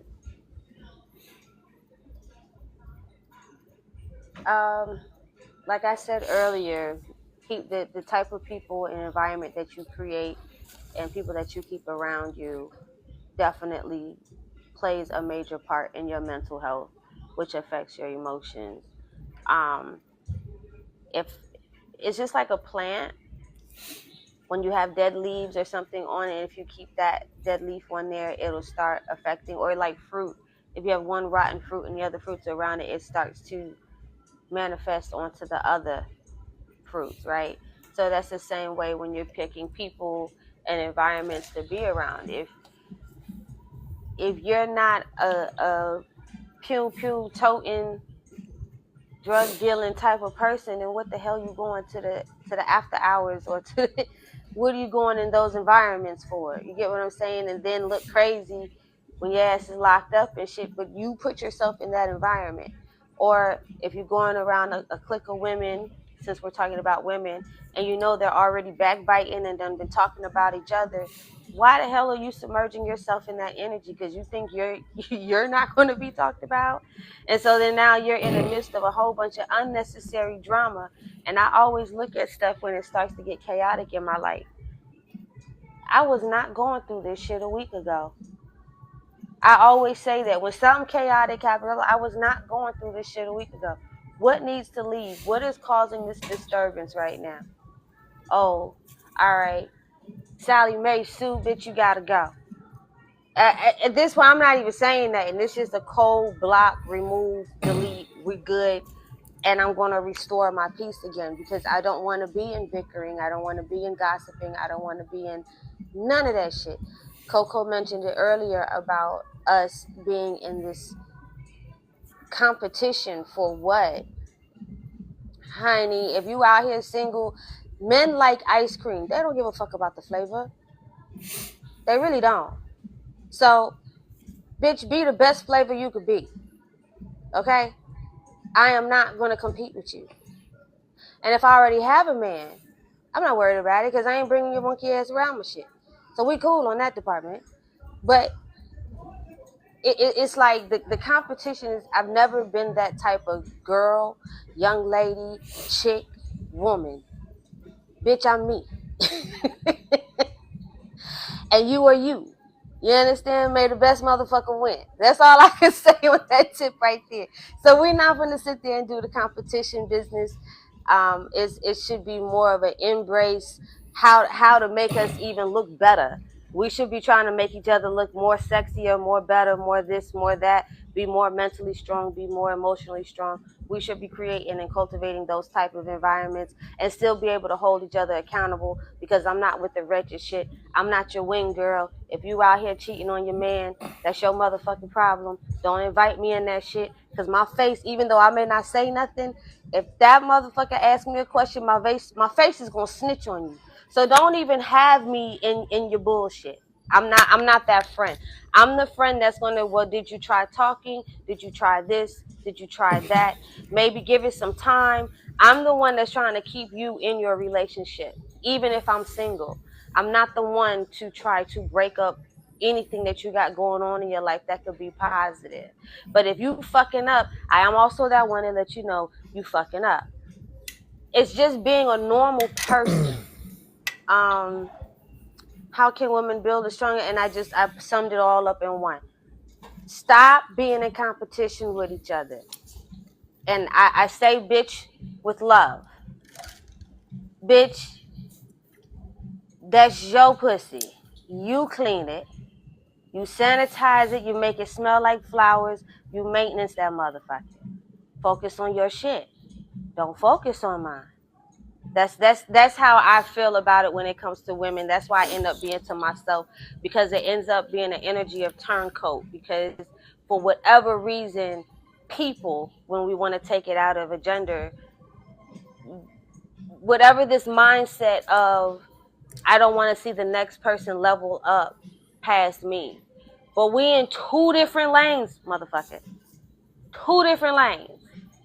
I do this, you do that. You see what I'm saying? So with that being said, bitch, see what you can do to enhance my shit, and I'm going to see what you do to enhance your shit, and we'll be the biggest, bestest pussies in the world. You know what I'm saying? Like, if that's what we doing, having a pussy competition, whose is bigger than whose, just like how men do. Y'all excuse my language, but let's just be real. That's why I don't. If you ever seen a group of women when they walk in packs, you could tell who the leader is because she the motherfucker that's up front. You know who the do girl is because she the one that's opening the door. You know who the co-signer is because she on the left hand side and the rest of them like we walk in flanks. I'm the one that come late to the motherfucking party because I open my own goddamn door and make my own motherfucking entrance, bitch. I'm not following after y'all. Know how to be a woman to stand on your own shit and have your own throne, but still be able to collaborate and interact with other queens around this motherfucker. It's really simple. It's really just being in your own fly and loving yourself like that. I land my plane. Damn. Or Jamie Marie. There's a lot of pussy talk, wasn't it? I wasn't prepared for that one. I wasn't prepared for that one. I was not prepared for that one. Miss Jamie Marie, what you got for me?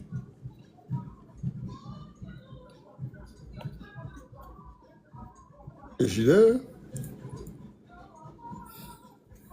We'll go to the Coco. We'll come back to her. I don't know what happened with MJ. See if I can get her back in here. You wait, Can I Coco. go? Yeah, you can go ahead. So the role that support systems play in maintaining your mental health.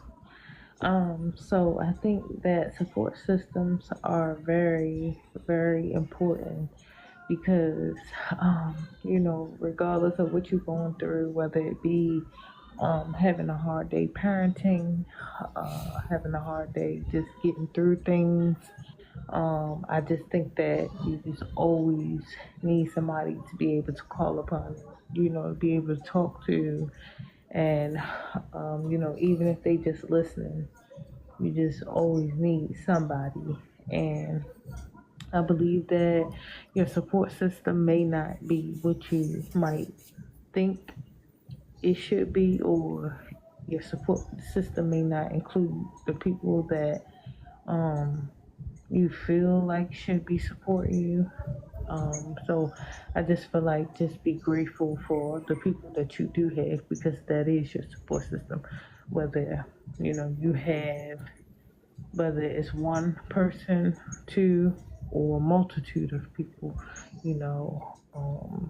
I just think that support systems are, especially like when raising children, you know, they tell us that it takes a village to raise a child. And I don't know who said it earlier, but I think Jamie said it like where as though like when you become a mom, it's just like you have to deal with it. It's just like you got to deal with it, or but you telling me to deal with this, and whole time it's killing me mentally, physically and emotionally. So like I think that just like I said, whether regardless of who it is, just be grateful to have somebody, because you don't want to not have nobody, because having nobody for a support system, that's a whole nother different challenge, you know what I mean? Because then you have to be your own support system. And so how can women build stronger support? And basically like like it's, you got to stop the competition. We got to stop the competition within ourselves, even just like I don't know what the men and women beef is, but it got to stop, whatever that is, because I feel like ultimately, whether man or woman, like how we handle each other's mental health, it's just like it balances each other out. So if somebody else's mental health is not doing good and you ain't doing good mentally, that's not good, period. Somebody got to be there to just because every day not a good day. So I just feel like we just need to start sticking together a little bit more. Like somebody said earlier, like call. I think it was Savvy, like somebody, like call your friend. Don't let them have to call you. You know, call them. You know, just to check on them. Hey, I was just checking on you to see how you was doing today. Make sure you was alright. You know, you okay? You know, just stuff like that. So, you know, I just think that we just need to basically come together more, not, you know, not just women. You know, we need to come together more, just period, because a man's mental health affects us too. You know, so we need to also help our men with their mental health. You know, we need to help ourselves. And, you know, I mean, yeah. Okay, well, before we go to Miss Priss, let me see if Jamie here yet. You there, Jamie? I'm here. Okay, all right. So it's on you, What and role then we'll do? go to Miss Priss. Okay, what role do support systems play in it? They help a lot, you know what I'm saying? But they can help in a positive way and in a negative way. I forgot who said it, but it depends. You know, negative help looks different. You know what I'm saying? Like it may look like they helping you, but they not. You know what I'm saying? Like it could be Right. codependency. You feel me? Like I had a so good support system. Now it was crazy. My family, they didn't really support me in my mental health, but I look back, they couldn't even support their own mental health. You get what I'm saying? Especially when it's 20 years ago, especially with African Americans, it was like we didn't have the language, we didn't have the understanding, and we were still trying to figure it out. And most people didn't even want to go. They were like, girl, I ain't trying to go to no girl. I'm all right. I got God. You know what I'm saying? And can't nobody tell me nothing. So it was that type of mentality, you know? But when it came to my kids, which was crazy, well, I can't hear. I don't know if it's somebody got their it's somebody background. Well, All I know is that but it was crazy though. Even though I had my kids young, I had a lot of people that actually like was there for me when it came to my kids, but it still wasn't like good help because I ain't gonna lie, I was young, so I was still able to run the streets, if that makes sense.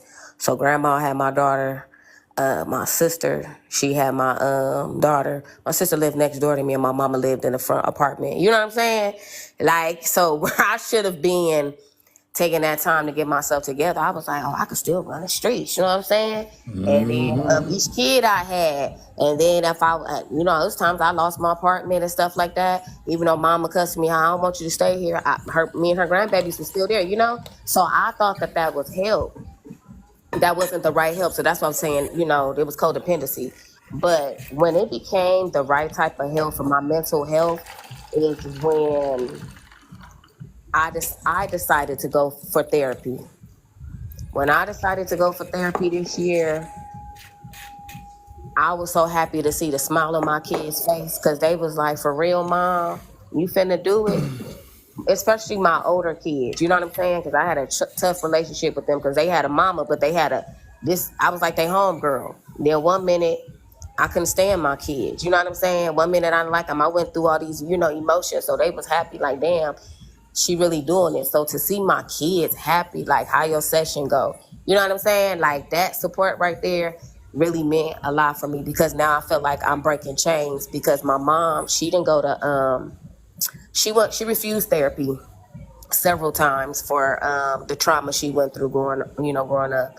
So it was so bad that her mental health declined. So she started having like signs of schizophrenia and early dementia. You know what I'm saying? And so I started seeing my behavior patterns starting to mimic hers through over time. So I was like, hell no, not like that, but I was like, hell no. But I really got in my prayer, like I refuse to go through this. So I'm like, I'm gonna break generational curses. And I was like, I'm gonna go to therapy, you know, because I didn't want to do the same thing. Because when my mom went through this, she was extremely abusive because her mind wasn't right. So she got to the point where she hated her kids, you know? And I was like, damn, I keep seeing myself doing the same things with my children. Let me deal with the trauma instead of taking it out on my babies. So going to therapy and seeing my kids happy, the support system is cool. Do-ragging away. How can women build stronger support networks for mental health? I think we have it within us. but I forgot who said it. We just mean girls. I don't know why we mean girls by default. You know what I'm saying? Because it's like it's in us. But I just feel like we got to get out of that. I don't know if it's a battle that's within ourselves or stuff we went through when we were children. But I feel like once we get out of that, we could be a very strong system. And then when we do have a support system, this is my biggest thing. If I tell you something, everybody and mama don't need to know. You know what I'm saying? It should be some confidentiality. You feel me? If you tell me something, I should be like, okay, sis, it should be a safe space. I don't need to take that time to be like, girl, I just got off the phone with so, and girl, she going through it. You know what I'm saying? Like, girl, she called me talking about she finna do it. You know what I'm saying? She finna do it. She finna do it. You know, she finna end it all, you know? And it's sad because a lot of times you can't really call people and confide in them because you don't know who's really your friend or who's really your foe. You know what I'm saying? So that not like that, but that fuck up, it fuck up your mindset too. You like, damn, I just told this bitch all this stuff that's going on. You know what I'm saying? I'm finna do it, you know? So, like, we need to really be a safe space and be, you know, keep stuff confidential. You know what I'm saying? Where people can already feel a place where they can open up. Because a lot of us can't even open up to our family, let alone we don't even have the tools to even open up and even speak as adults, you know, because we was told shut up or we were silenced when we were younger. So that's it. That's all I got to say. Okay. All right. So Miss Priss is you, then Savvy BT, and then Killer. Awesome. I love the jokes too. I tell a lot of jokes. I feel like joking through some trauma is good. I don't want to be serious too long, so I appreciate some jokes. What role do support systems, family, friends, community play in maintaining mental health? So everyone has said, like, you know, a lot of the main key ones, and I want to add one basically to, you know, what everyone else has said, and I think that is deterring loneliness. I think that loneliness is like it's a silent unaliver, right? Like it's creeps in depression and a lot of overthinking, doubt. It's not good, obviously, for your overall mental health, and it's very hard to overcome when you just feel alone, like you just don't have anybody, and it's, you know, that shit is tough, and I felt like that a few times here recently. Like I feel like I just don't have anywhere to turn to. I feel like you know, sometimes you end up feeling like a burden sometimes to your friends and your family, the people that are supposed to be your support system, but sometimes it's just, you know, they've all got their own crap going on, and you kind of feel like a burden, and then you just get lonely, and then there's just no one there, and it's, yeah. Anyways, I think that's one role that having a good support system can do for you, is having those friends that, I think, so I don't know who said it, but like, you know, when they notice that, you know, you've been quiet for a little while, those friends that reach out and like, you know what, I ain't heard from, my name's Casey, by the way. Like, you know, I ain't heard from Casey in a hot minute. Like, let me reach out, like, you know, just thinking about them and check on them. And so anyways, I'll move on. How can women build stronger support networks? Honestly, guys, I don't really have a lot of I don't got a lot of suggestions for that, or any way that I would love. I mean, I want to hear more. I know there's more people behind me that want to hear what they've got to say about it, because I don't really know how we can do it. I'd love to know, because like we all said, we're not in high school anymore. Like we should be out of the mean girl phase. And if you're not, then, you know, you need to see a therapist, you know, do some self-reflecting and figure out why you still being a mean girl. Because that's, you know, that's a lot of, I don't even know what puts that into us. I think someone was asking, I don't know why we're mean girls. You know, some of us move on, some of us don't. But anyways, I'll stop. Okay. Savvy BT on. Hey, yes. So support system. What role do support systems play? Man, if I had not had, I didn't have a family support system. I don't have it. I'm not going to have it. It's not happening, right? But I do have really good friends who got me through.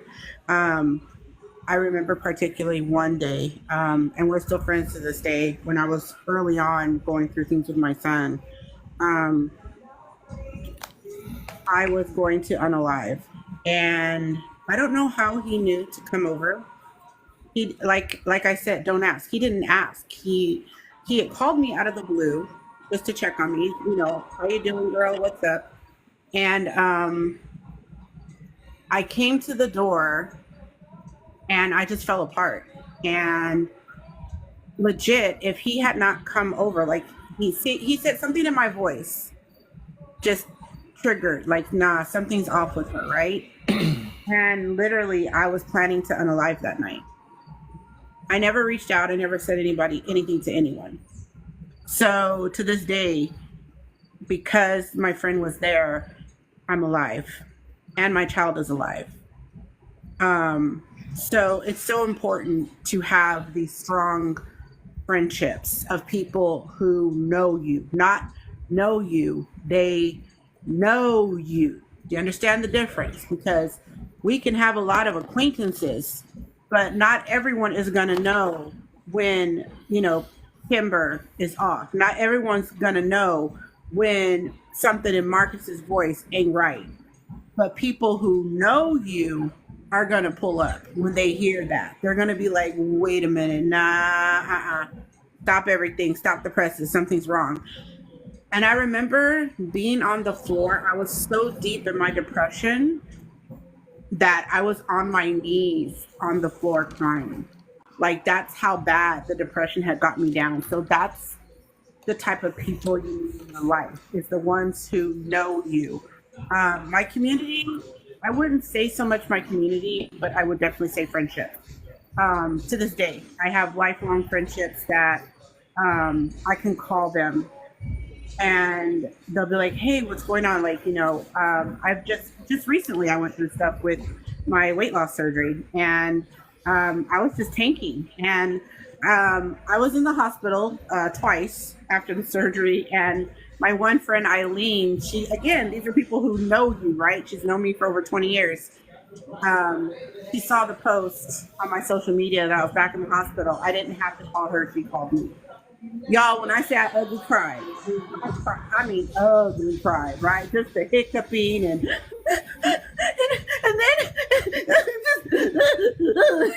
just horrible girly snot dribbling, just like, and then just the horrible ugly girly crying. And if you're a woman, you get it, right? We've had this ugly, horrible, snotty, runny nose, eyes watering red, looking like the Flintstones gone wrong girly cry. This is horrible. But she was there and she was like, it's okay, I got you. What's going on? And my girlfriends, like, I have one girlfriend. Yes, Miss Chris, I could win the Oscar for the girly cry, because when I'm in my feelings, it hurts. Like, it hurts. I will make you cry. You're like, I don't even know what's wrong with me, and I'm crying. It's pitiful. But yeah, definitely my girlfriends have my back through this whole process. They check on me, and it's beautiful. And then they helped me maintain my mental health, because I couldn't get through this life without them. And there's no way. It's not going to help. And then how can women build stronger support networks for mental health? Gosh, I agree with what a lot of the ladies have said about not being jealous, not being backbiting. Don't be that girl. Be a girl's girl. Also, here's a big one. And I see women do this all the time. In fact, I was just on another creator's live. I'm going to turn my camera back on. Sorry, I had to feed my dog and stuff, you guys. But I'm back now. So I was just on another live, right? Ladies, when all your friends are telling you he ain't no good, we need to listen.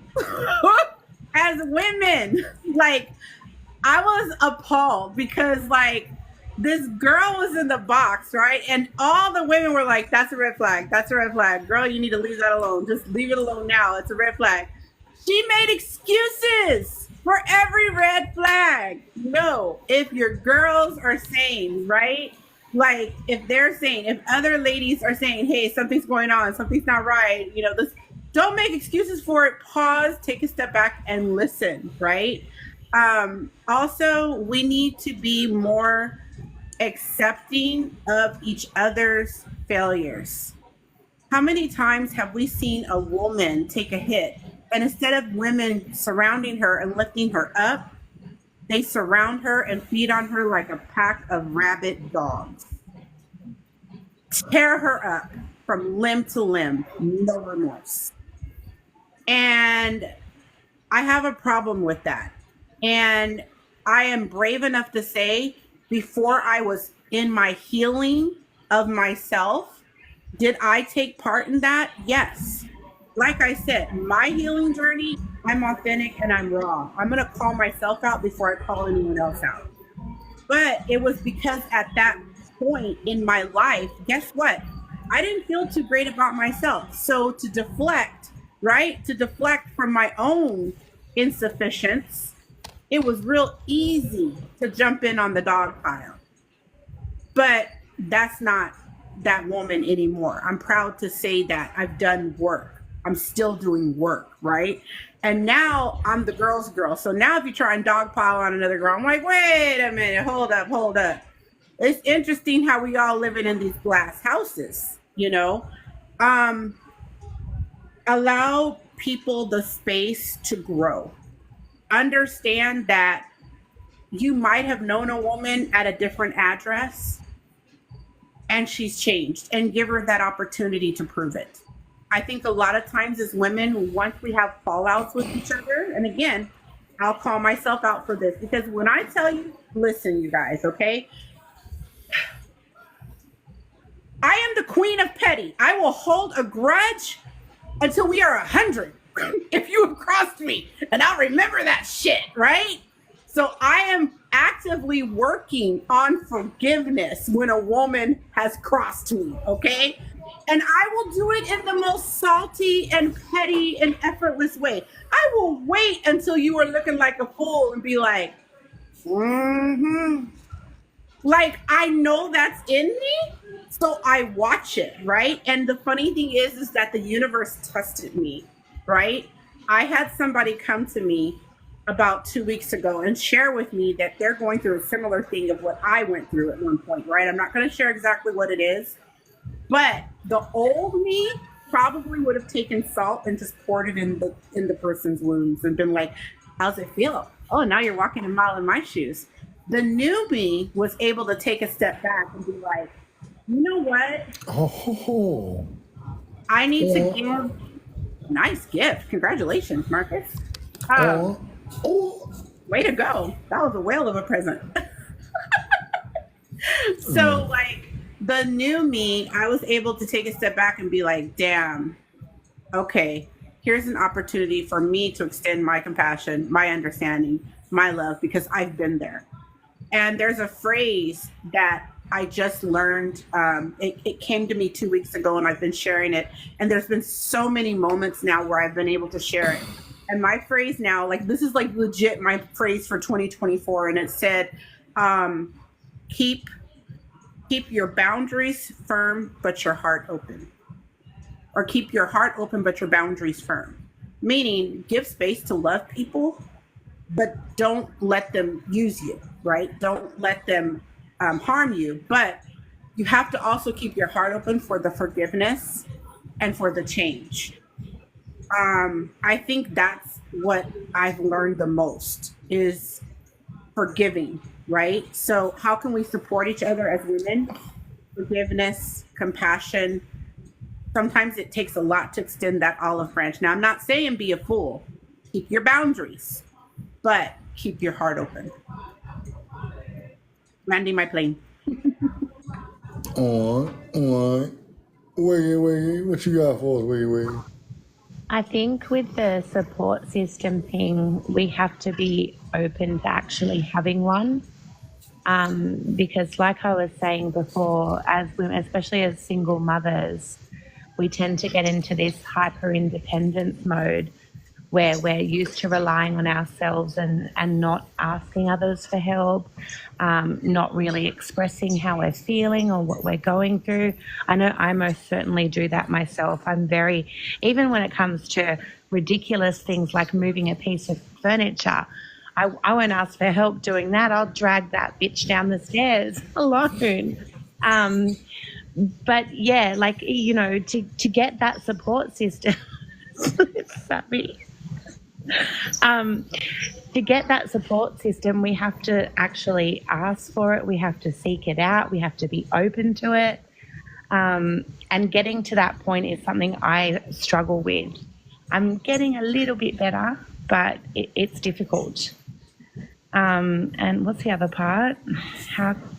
Sorry, Marcus. How can women build stronger support networks for mental health? I think, and something that I've really learned over the past couple of months with building, I guess, friendships and support networks is you have to be careful with that you're surrounding yourself with like-minded people that I guess have the same values or a similar moral compass to yourself, because if you don't, there's just always going to be tension and friction there. And I've experienced that over and over again in connections that I've made. And I'm slowly learning. It's taken a long bloody time, but I'm slowly learning that I need to surround myself with people with similar values to me. Otherwise, it's just never going to work. So, yeah. Okay. All right. So next up, let me get my enemy on the I'm talking about. Okay. So next up, we got Saray. Y'all already know this is one part of my No Pump Face 25 team. You know what I'm saying? You dig? She is our crochet specialist. You know what I'm saying? If it's hand knitted or crochets, you know who to go to. You know what I'm saying? And she, you know what I'm saying? She one of my sisters in this thing. You know what I'm saying? So welcome, Saray. You know what I'm saying? Let the people know what's going on, what you got going on before I give you a topic. Yeah, I'm Saray. I'm your most liked fiber artist. I'm working on glow in the dark stuff now. So the lighting, you can't really see this one, but y'all will see the video soon. This is glow in the dark skulls. So right now, the season is coming in, harvest season, Halloween season, the good shit. And that's what I'm preparing for. Thank you. Right now, the website is still not up, but if you're interested in bucket hats or beanies or anything like that, you could just inbox me. I have some customers in here that definitely have purchased from me. You can check my page and everything else. What's the question? All right, so your topic is work-life balance. You know what I'm saying? How do you manage mental health while balancing professional and personal life? And what advice would you give to women struggling with work-life balance issues? Honey, I'm still This is the trying to perfect figure. one for you. This is the Right. perfect one for you.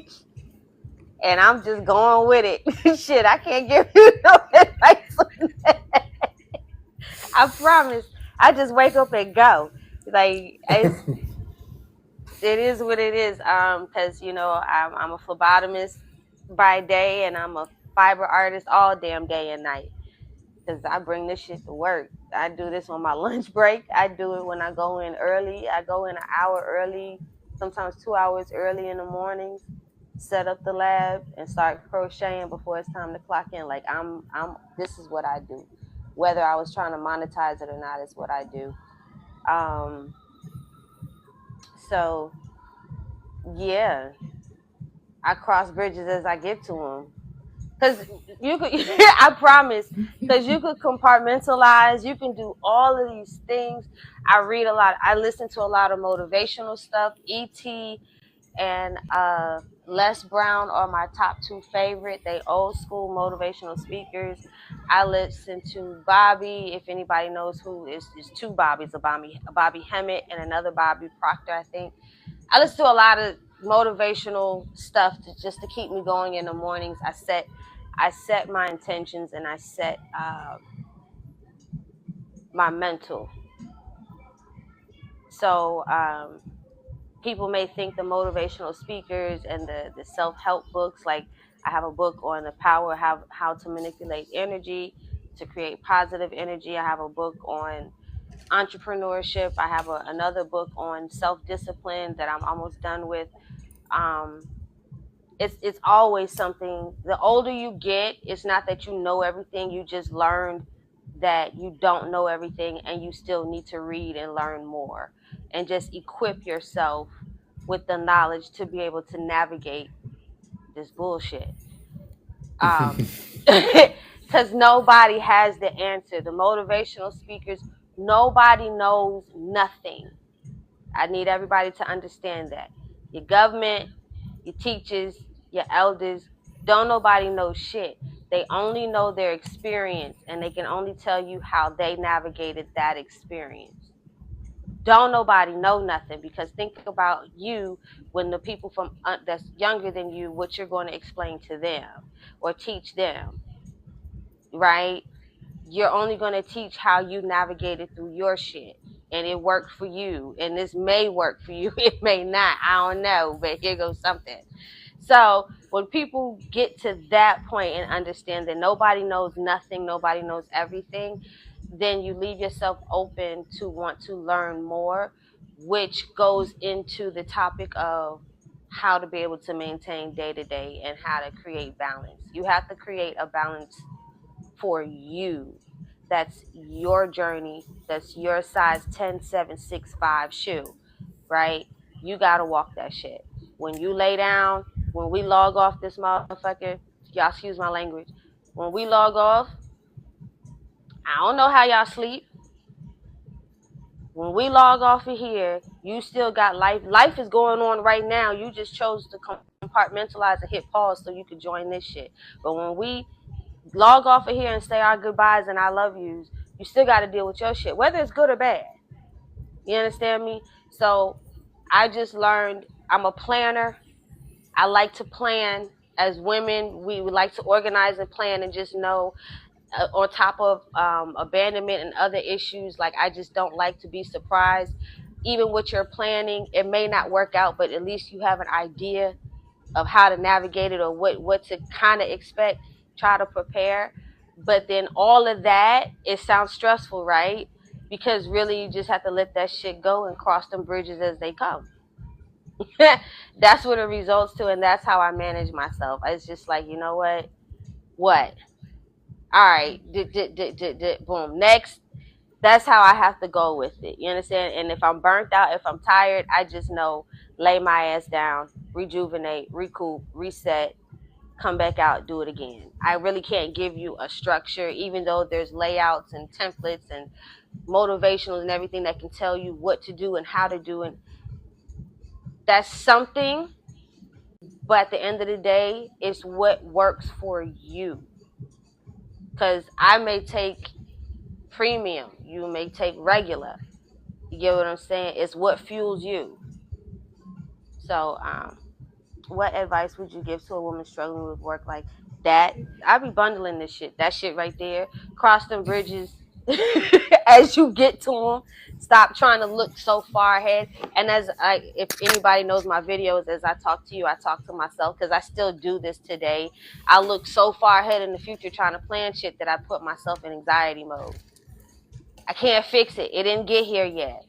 Solve what's in front of you. That's really what I can give you. Solve what the hell is in front of you and try to maintain as much peace as possible so you can think and so you can stay centered. Don't let anybody come and disturb that. Right. Cherish that. That's it. On. Jamie, what you got for us? How do you manage mental health while balancing professional and personal life? I'm on my business. I kid you not. When I get up in the morning and I go to work, it took me a long time, 20 years, to really, really see what this lady had to pull me to the side. And she was like, this was when I started working for the school district. So I started working for the school district within my neighborhood. I had been living there for like 15 years. And my principal, she was a white lady. She really, really liked me, but she pulled me to the side. She was like, I need you to go farther. I need you to go away from here. And at that time, I was like, kind of like still in my feelings. Like, what you mean? She was like, you know everybody in this neighborhood. You too comfortable.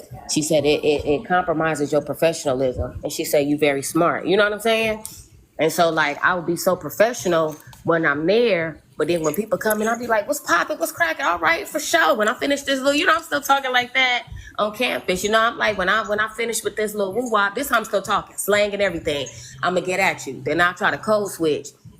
She was like, that ain't gonna work, Jamie. And it took me a long time because I was like, these my people. And so then when they moved me to, I'm gonna say God moved me to a district far away from my live, I probably would have never left the hood. You know what I mean? So I moved to, worked at this school district farther away from my live. It was so different. It was a total different world. I still had that mentality, like when I'm at work, it's not professionalism. Everything is personal. I get there, I'm about to lose my job. I just got hired. You know what I'm saying? Been working hard to get into the school district. Finally got there. This black man pulled me to the side. He was like, yeah, this ain't gonna work. And this was my teacher. He was like, Jamie, you're a real good employee. Like, you need to get it. I'm still doing me. Until one day, they was like, yeah, school district. The principal was like, yeah, school district called. They had a complaint about you and another employee. Man, Marcus, when I tell you my mental health snapped into condition, I'm like, I ain't losing my job. But that's when I had to really reflect. So it took 2.5 years, but I was like, when I get to work, I just mind my business. Every job that I got, the Lord positioned me where I'm still working with people, but I'm so busy and so occupied, I don't even have time to really chop it up with people. But it's crazy because now I look at my conversations, the conversations I had before, I was too busy gossiping. I wasn't really being professional, Now I'm so busy and stuff like that. People come talking to me, I'd be like, girl, I'm busy. I ain't got time, But it was less stress on me. I felt better when I was going home. I was taking my drama home to my job. I mean, from work to my job. So now I'm not even really focusing on my kids. You know what I'm saying? So when I get to work now, I'm on my business. I do my job. I'm there from this time to this time.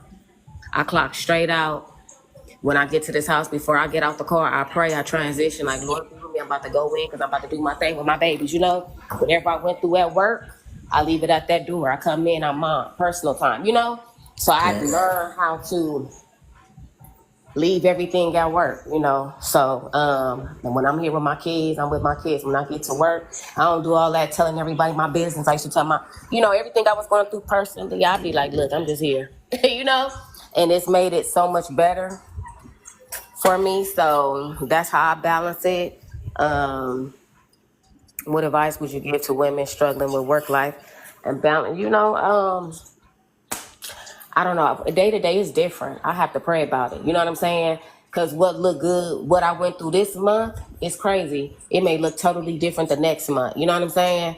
So I had to learn to just take everything day by day, moment by moment, try not to stress. Because I'm the type of person, like Saray said, I have to plan, and I got to plan for everything, and it got to be detailed. The details got to have details, and then it got to be intricate, So then I get to stressing myself out, but then I start becoming controlling, and then that's when I start, getting nervous or whatever. And I have a seizure disorder, so the moment that I get overwhelmed, it can cause me to kind of induce it. You know what I'm saying? So I have to chill out, even though they've been controlled for about 16 years, but I can still kind of feel it, inside my body. So I'm like, you know what? Whatever happens, I'm just going to take it as it is, And so it's been doing well for me mentally. You know what I'm saying? I don't be yelling at everybody. I be smiling and be at peace and stuff like that, trying to walk in love and patience and all that good stuff. So yeah, just take everything one day at a time. That's how you can balance it. Because life, like she said, life gonna be lifing. When we on here, when we get off, when we go to sleep, life is lifing. You know what I'm saying? So you got to learn how to be like, okay, Lord, give me this strength and this is what I'm going to do, So that's all I got to say. Okay. Miss Priss, what you got for us? Okay, so I do medical sales and a clinical trainer for doctors that do root canals.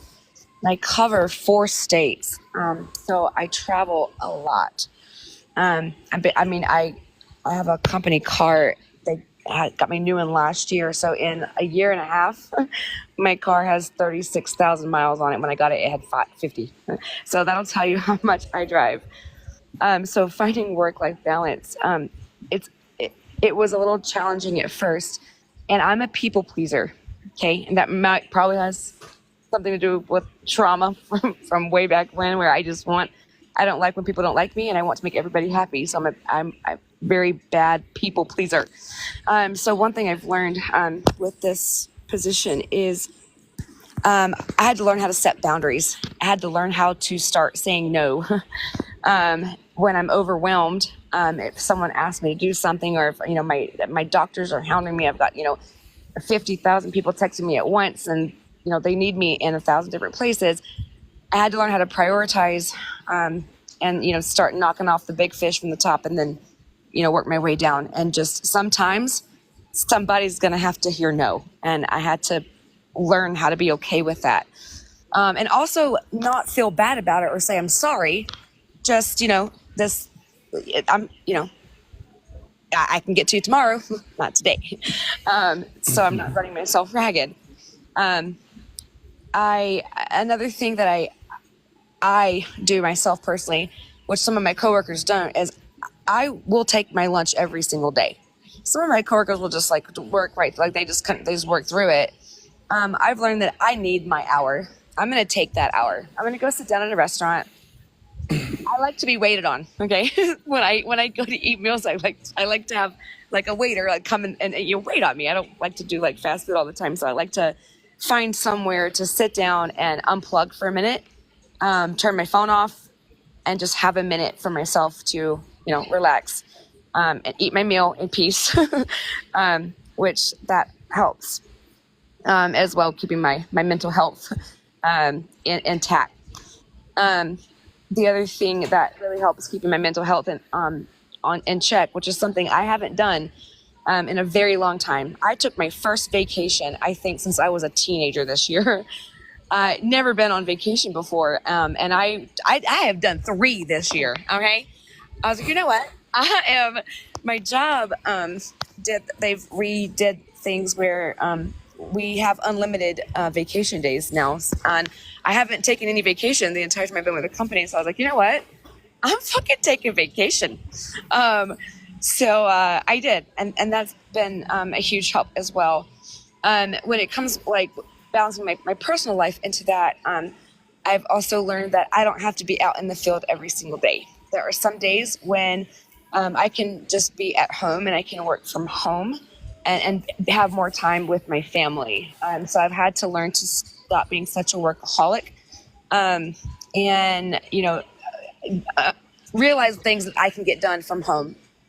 So organizing my schedule helps with that a lot. What advice would I give? I can't see from your head. Thank you. What advice would I give to women struggling with work-life balance? Woo, Lord have mercy. What advice would I give them?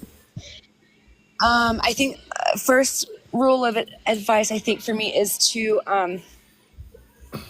set your goals, understand what you're trying to do, what needs to be done, what's important, prioritize, write things down, make checklists. For me, it really helps me to write things down physically and not just have them in an electronic calendar. I really like to have my little book. I'm old, so I like to write things down. I think that helps a lot. Is just number one, understanding what you want and what you need to be happy and healthy, and for your family as well. And that's going to take some self-reflecting, right? It's going to take some self-awareness. Understand what's really important to you, and then go from there. I'll end. Okay. So we took a phone call. She said she'd be right back. Savvy, it's on you. Hey, wow, work-life balance. Oh man.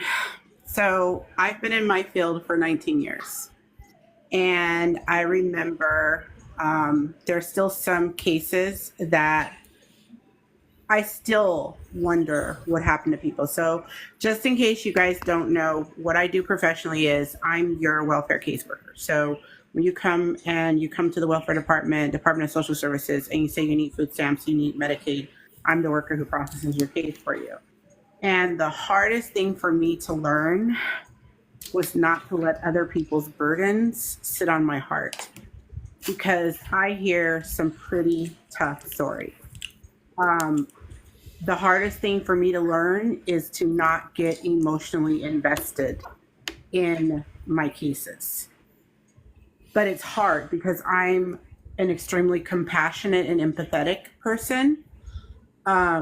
So when someone comes to me and they're sitting at my desk and they're saying, for example, they're on the run from the cartel. Okay. And see, I still don't have it. Okay. I still don't have it because it almost brings me to tears. When they say that they're living in a tent with their child and they're on the run from the cartel, and they were terrified even to ask for help because they're so scared that the cartel is going to find them. When you work with people that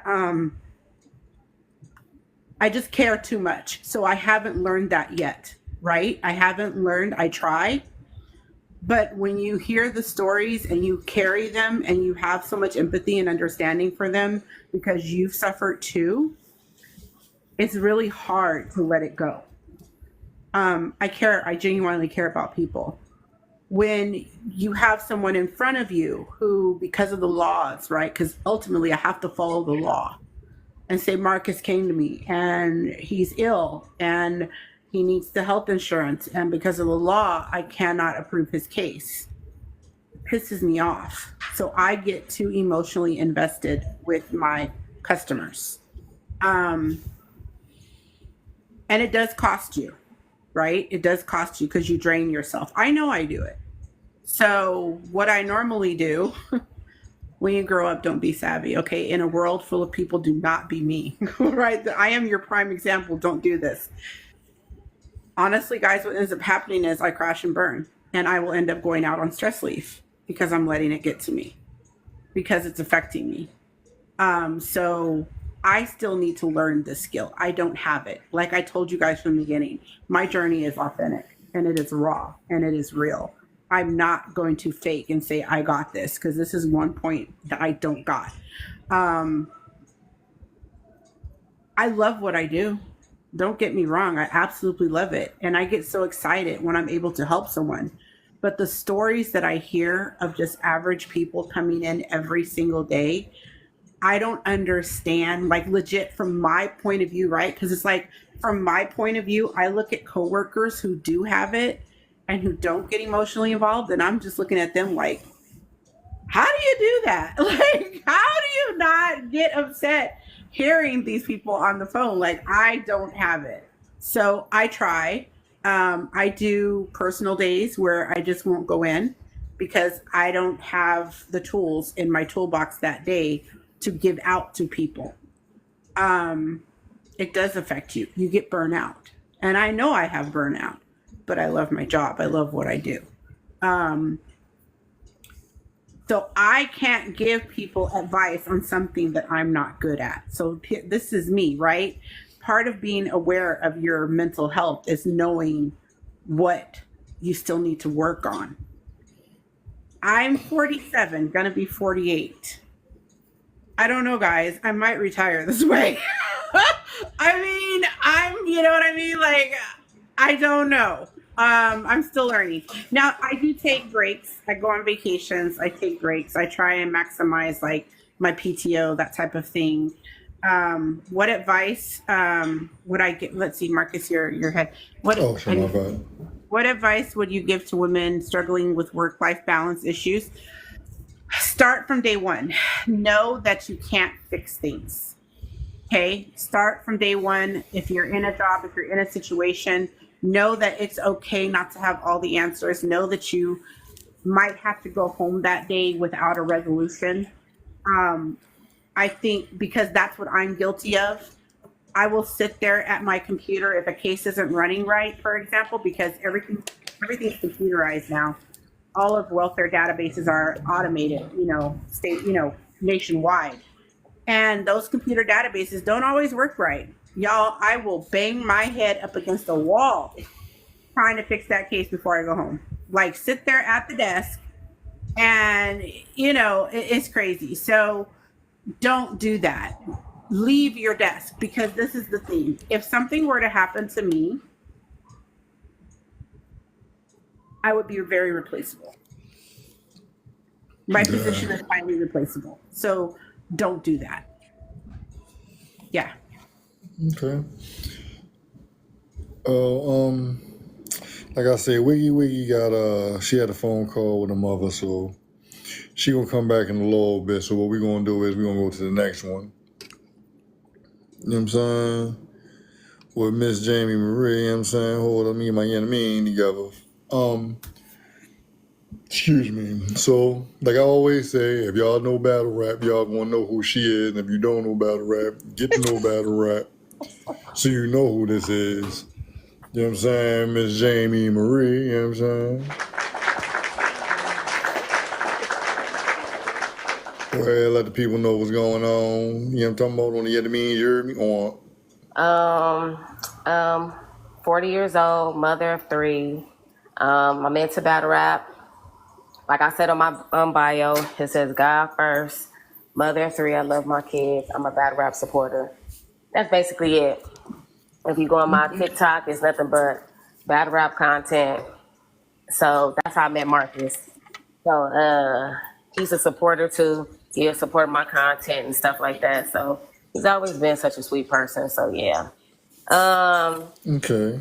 So your topic is access to resources. What barriers? What barriers have you faced accessing mental health resources, and how did you overcome them? Then how can mental health services be made more accessible and exclusive for women? For me, I was my own barrier in the beginning before I took therapy. I was my own issue. I made a lot of excuses. Back in the day because I was going through anxiety really, really bad. I was just going through a lot. I don't know what the hell was going on with me. And I think it was my living environment too. So, but I was my own issue. My thing was just give me the drugs. You know what I'm saying? Just give me the prescription drugs. You know what I'm saying? Like, and this would be an easy fix, And but then when everybody was like, no, I don't think you need medication. And I really started getting off the meds because the meds make you really addictive. You know what I'm saying? And the moment that you don't have them, you start tripping. So I was like, I don't want it. I went to therapy for the first time and it scared me because whatever trauma I was dealing with, it prevented me from going. I don't know. It's a scary place. Like, you just don't be want to go. I don't know what it is. You be like, nah, hell no, that was just too sensitive. And the questions they was asking me was like questions from my childhood, and I had suppressed it. So that was like 2018. And no matter of fact, it was like 2010. I was like, no, I ain't going. Just give me the meds. And then I went again 2018. I was like, the intake, I said, hell no. They was asking me stuff. Man, they had the Kleenex on the table. And I'm thinking like, I'm a G, I'm a thug. I ain't going to cry. I was in there like, hold on, wait a minute. You know what I'm saying? So. But it was scary because it's the subconscious thing. So it took me a month to like even go to my appointment. And then when I went in there, they called my name. I wasn't even trying to go in. And this is just talk therapy, But for the drugs, I was letting them know like, yeah, I go through this, I go through that. You know what I'm saying? Just like, but when it came to the talk therapy, I was my issue. And so it was like that for years, like 2018. Here we are, 2024. My body was just like, we can't do it no more, sis. We can't do it no more. You know what I mean? I was at that point where I couldn't get out I would get up for morning for work, but I couldn't leave out the room. And I was like, what's wrong with me? Like, something is wrong. Like, everything is peaceful, like financially. You know what I'm saying? All the stuff we do to check marks, like money, kids, we straight. But I was like, nah, something is wrong with me. Like, I don't know what it is. And finally, I got bold enough and I was like, man, I'm going to therapy. So it wasn't nothing else. Like, I had the health insurance. And that's the crazy part. I had health insurance, my schedule. When I called, the lady was like, we can work with your schedule. You off on weekends? Cool. You can do Sundays. You see how easy it was? But I was like, I ain't got time. You know how we be telling ourselves stuff? I ain't got time to do it. I got the kids. Everybody be like, Jamie, your kids is grown.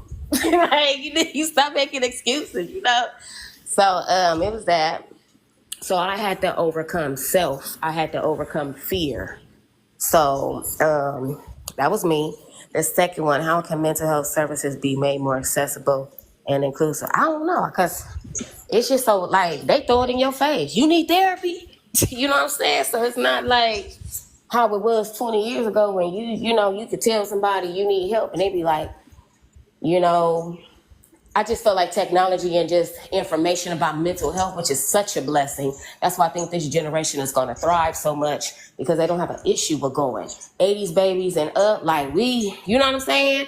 We already been traumatized by our parents because they didn't want to go. And we kind of in the fix of not going, but want to go. You know what I'm saying? So it's like, I don't know. We have the resources. Even if you don't even have insurance, you could still go. You know what I'm saying? So it's like black women, white women, whatever, like they just shit at work. They be like, you need help? You need services? You sitting here like, before I had therapy, I'm like, what you trying to say? You know, so it's just, I'm gonna keep it real. Like, you know, you get therapy anywhere, you know? So I just think that maybe just having a support system to tell people that it's okay. You know what I'm saying? To get it, sis, you know, and that's it. So yeah, because you could get it. It's resources everywhere. Shit, especially if you're a single mom, they be like, we got resources for you. You be like, okay. Almost. They got Reese's. They got Reese's. Resources, everything. Like I just went. Like for example, I feel like well, my health and plan, I seen them change, because when I first moved out here, it was trash. So that was 20 years ago. So they own it. So I just went to go take my son to go get his what's that called? The physical that you need for sports, right? So he was like, Mom, they do it at the school. I'm like, at the school, which was a blessing. So they had like an outreach clinic, you know? That was dope. Because if anybody know, insurance don't pay for that. You know what I'm saying? They want you to come out the pocket for that. I'm like, damn, you know? So you get there and stuff like that, whatever, you sign out. But before you sign out, you can talk to the people, and they already was checking off my baby stuff. My insurance company was there. They had a whole thing with resources right there. You know what I'm saying? They asked you, do you need help? Da da da da da. Once again, it was me, my flesh. You know, I'm thinking in the back of my head, I don't need none, I'm straight. But I said yes anyway, because I had to overcome that. You know what I'm saying? That stigma. So, you know, but nowadays it's in your face. We got resources, you need them. So yeah. So I think it's more available. Okay. Miss Priz, what you got? Well, Jamie stole mine, so I'm going to reiterate what she said. I think that the biggest barrier that I have faced has just been myself. Number one, admitting to myself, you know, that I needed to go to therapy.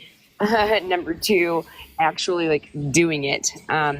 So, and something very similar, Jamie, oh my gosh, it sounded like we had such a similar experience. I went to therapy when I was a little bit younger, because some stuff started piling up, and I was like, you know what, you know, shit's looking a little dark in here. Let's go talk to somebody. And she did this like light therapy thing where had a paddle in each hand, and then there was like a light in front of me, like a bar of like a bar with lights on it, and the light would bounce back and forth on the bar, and then the paddles would like vibrate, like alternating, like they would alternatingly vibrate. I don't even know if that's a word, but it is now.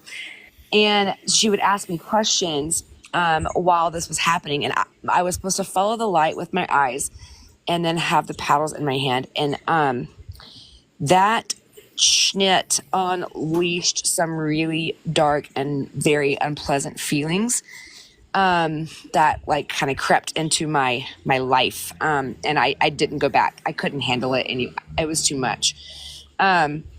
So that was my barrier. When it comes to how can mental health services be made more accessible? So obviously I work in dental, and much like mental health, or much like dental, I guess I should say, mental health is not prioritized like physical health. So I think having the insurance companies come together and understand that your mental health is just as important as your physical health would make it a lot more accessible and more inclusive. They just haven't caught up with that yet. You know, they haven't caught. I don't know. I don't understand. I don't know what it's going to take. We need some like insurance reform. I don't know who can do that. You know, Marcus, if he can do that, you know, hop on that. But I'll work on it. yeah, we're gonna work me. But yeah, I think that's one of the biggest things is just having the insurance companies catch up to the fact that your mental health should be treated just as important as your physical health. Okay. All right. Sabby BT, what you got? Hey, yeah. So, access to resources. What barriers have I faced needing mental health resources, and how did I overcome them? At one point, it wasn't that I didn't have access to mental health resources. I didn't have access to quality. And that, I think, is the major barrier, because it's not just finding a therapist, it's finding one that works for you. So I had to get brave and have the ability to fire my therapist, fire the psychiatrist, come to an understanding that if they're not working for you and they're not helping you, or you might even pick up that they have bias, it's okay to fire them and to search for somebody who is in line with your beliefs, your morals, your values, and your goals, most importantly. I don't do well under therapists who want to just sit on there and fire questions at me. I need a therapist who's going to let me talk. So finding the right fit was the biggest barrier to service. It took me a long time. Now, the therapist that I've had now, I've had her for almost 3 years, and she's amazing. Like, she's like the perfect fit. Same with the psychiatrist that I have that manages my medications. They're both the perfect fit. But I have been in therapy off and on since I was like 26. And so you're saying 26 to like 46. So it took me over 20 years to get the courage to walk away from therapists that were not serving me the greatest good. How can mental health services be made more accessible and inclusive for women? I think a lot of therapists have bias when it comes to women, especially women of color. I actually had one therapist tell me that she was doing me a favor. And yeah, it was crazy. So I think that the accountability factor, and they should make it easier for reporting for us, because a lot of times, like, people say, oh, you need to report them. Well, where do you even start, right? So I think to make it more accessible and more relatable to women, especially Black women, it needs to be a way for the therapy field to be accountable for these biases. Because let me tell you, trying to find the right fit as a person of color is very challenging, especially when the majority of the medical field, especially therapy, does not look like you. So when you try to open up and say things that have happened, they can't relate. They have no experience dealing with the things that happen in our communities. They don't get it.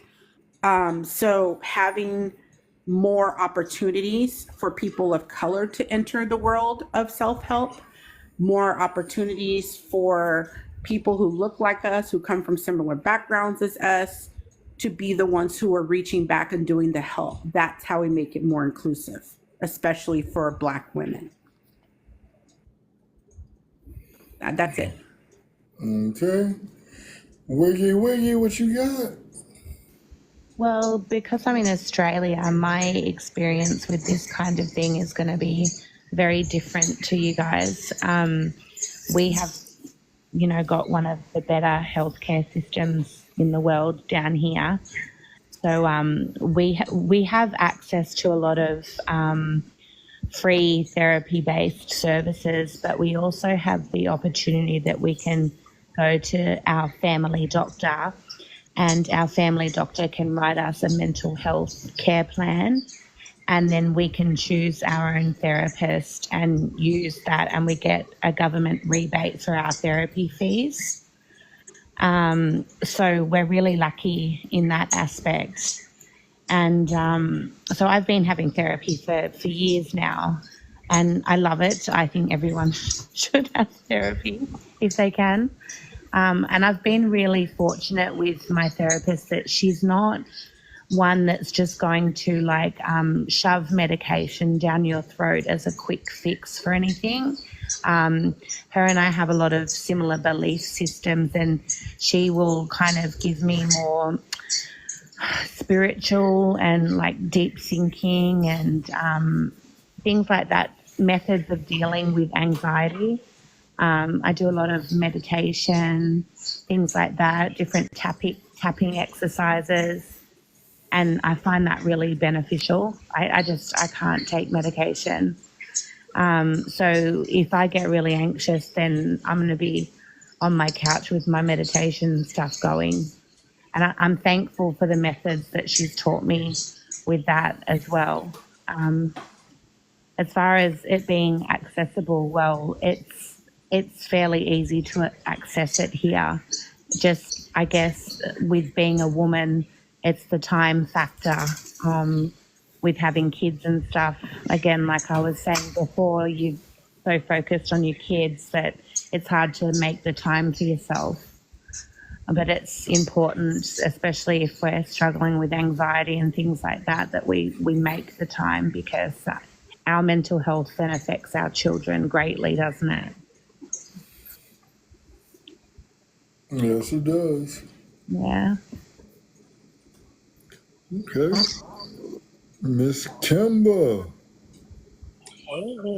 All right. Well, I would say like I feel like it's not as easy as access as you would think. Like for me, because like I really did have a good therapist. Like when I got into therapy, and then like she no longer accepted my insurance, so that was like really hard for me because she helped me through like a lot of trauma that I experienced. And I definitely agree with what Savi said about knowing what like therapist is for you, because once my insurance didn't didn't cover her anymore, I had to go with another therapist, and I felt like she didn't really listen to me. Like I had to repeat myself a lot, and like my straw was kind of like I said something and she kind of like made an excuse for something that was like trauma, like with something, and I was just like, like that's not an excuse. Like, and at the end of the day, like why? Like I don't understand. Like you as a therapist, like why you would make an excuse as that? Like don't you take notes?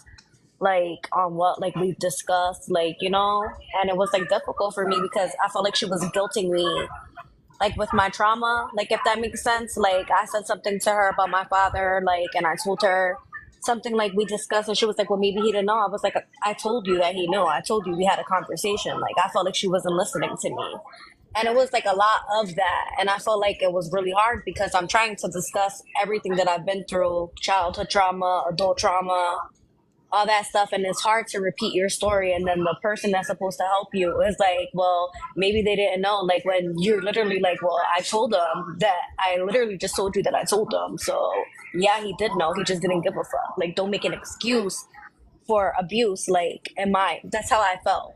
Like, and I told her that, and I was like, like I feel like you do that a lot, like, so I feel like you're not the therapist for me. And I definitely felt it was her cultural background. She was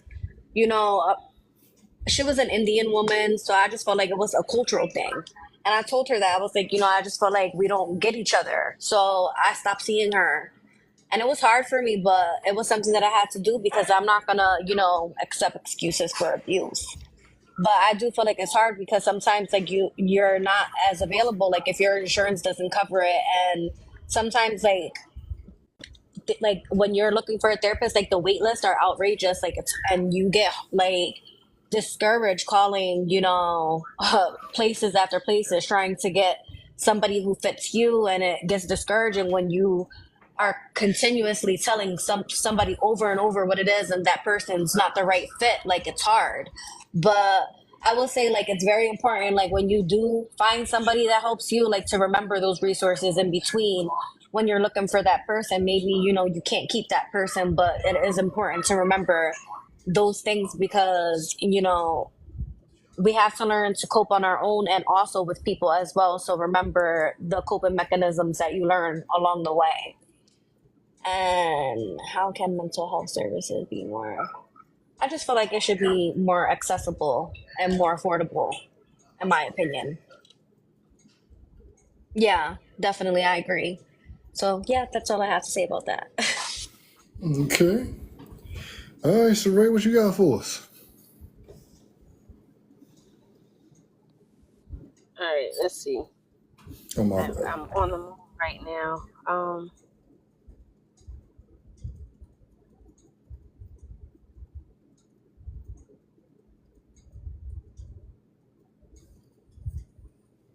Man, y'all know we live in the U.S. of A. Shit.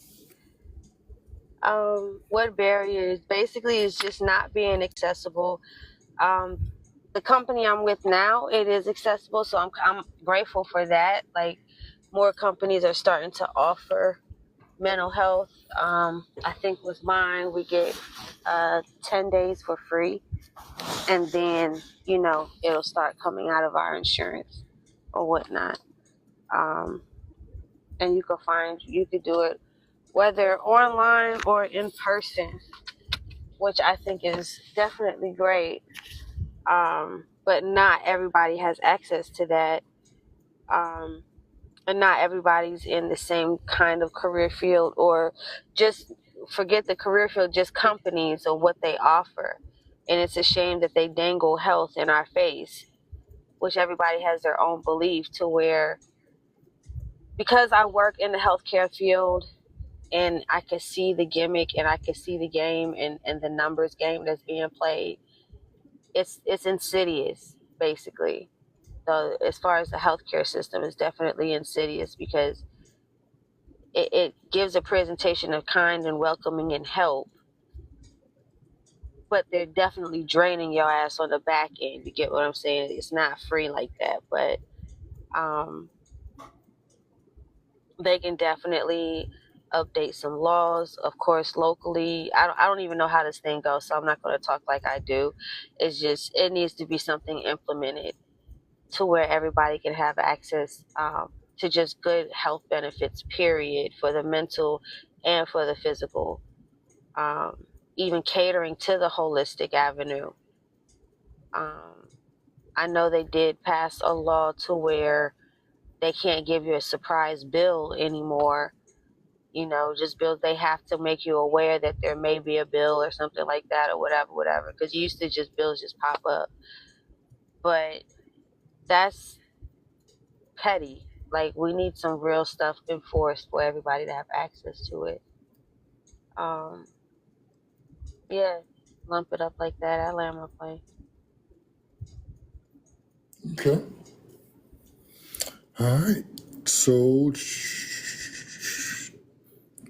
all right, let's go. We got the last one we can ready to do. Let me get this last topic up. Since we ain't got nobody else in the boxes, and I'll bring Elijah. And yeah, I'm talking about on the mean. So, now, this is our first time up here, so I don't know much about her, so y'all got to bear with me, you feel me? I'm not going to stand here in front. This is her first time. She getting through it. You know what I'm saying? We're going to welcome Miss Priss to the mean. You feel me? You let the people know what you got going on. Is there anything else that you do on here or anything like that? You're so kind. Well, number one, my name is Casey, so you guys can call me Casey. Okay. No, I just do this honestly to like just relax, I guess, and have like talk to someone else about something besides teeth for a minute. Yeah, I'll be right there, baby. Oh, I do. I am a mother. I have a 5-year-old daughter that just called me in the background. Yeah, no, that's it.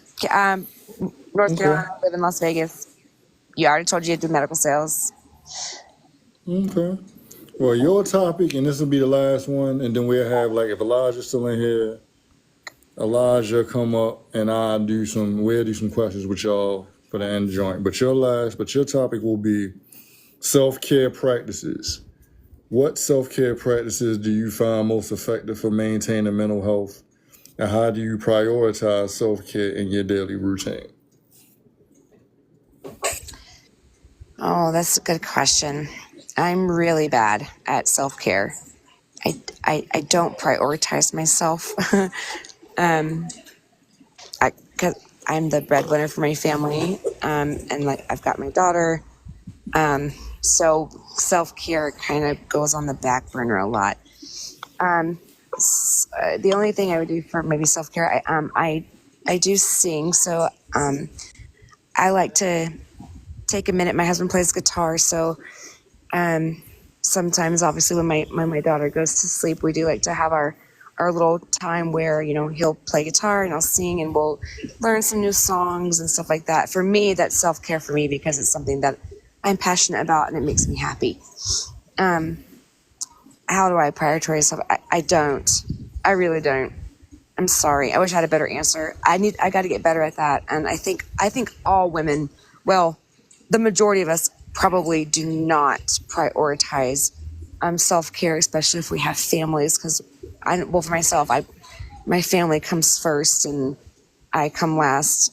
For example, might be TMI, but I've got to tell you, I literally had like one bra that I wore since my baby has been born for like 5 years, and the only reason why I went and bought a new one is because it broke.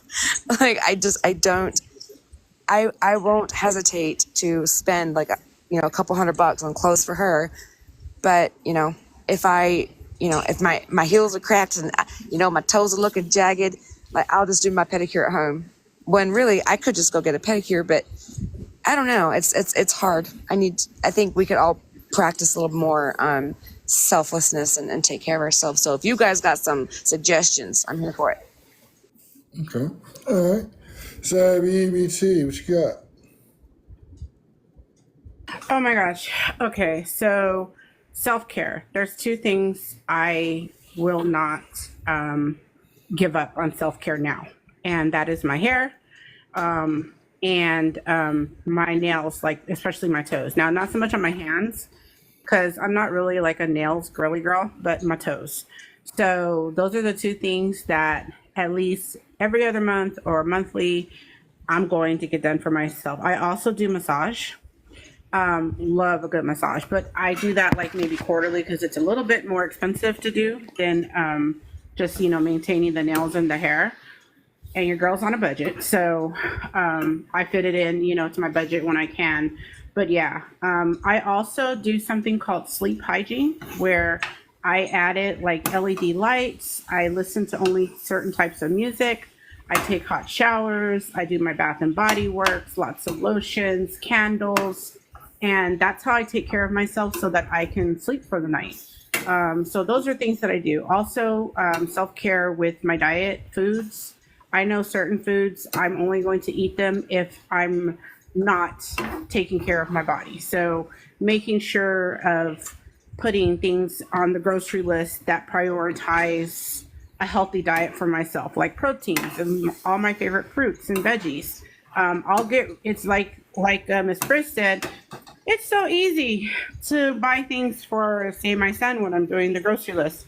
But then it's like, oh, you didn't put any protein, or you didn't put, your shakes or fruits or your cottage cheese or, stuff to keep yourself going. It's like I'm the afterthought. So those are things that make me feel good. I just started picking up arts and crafts again.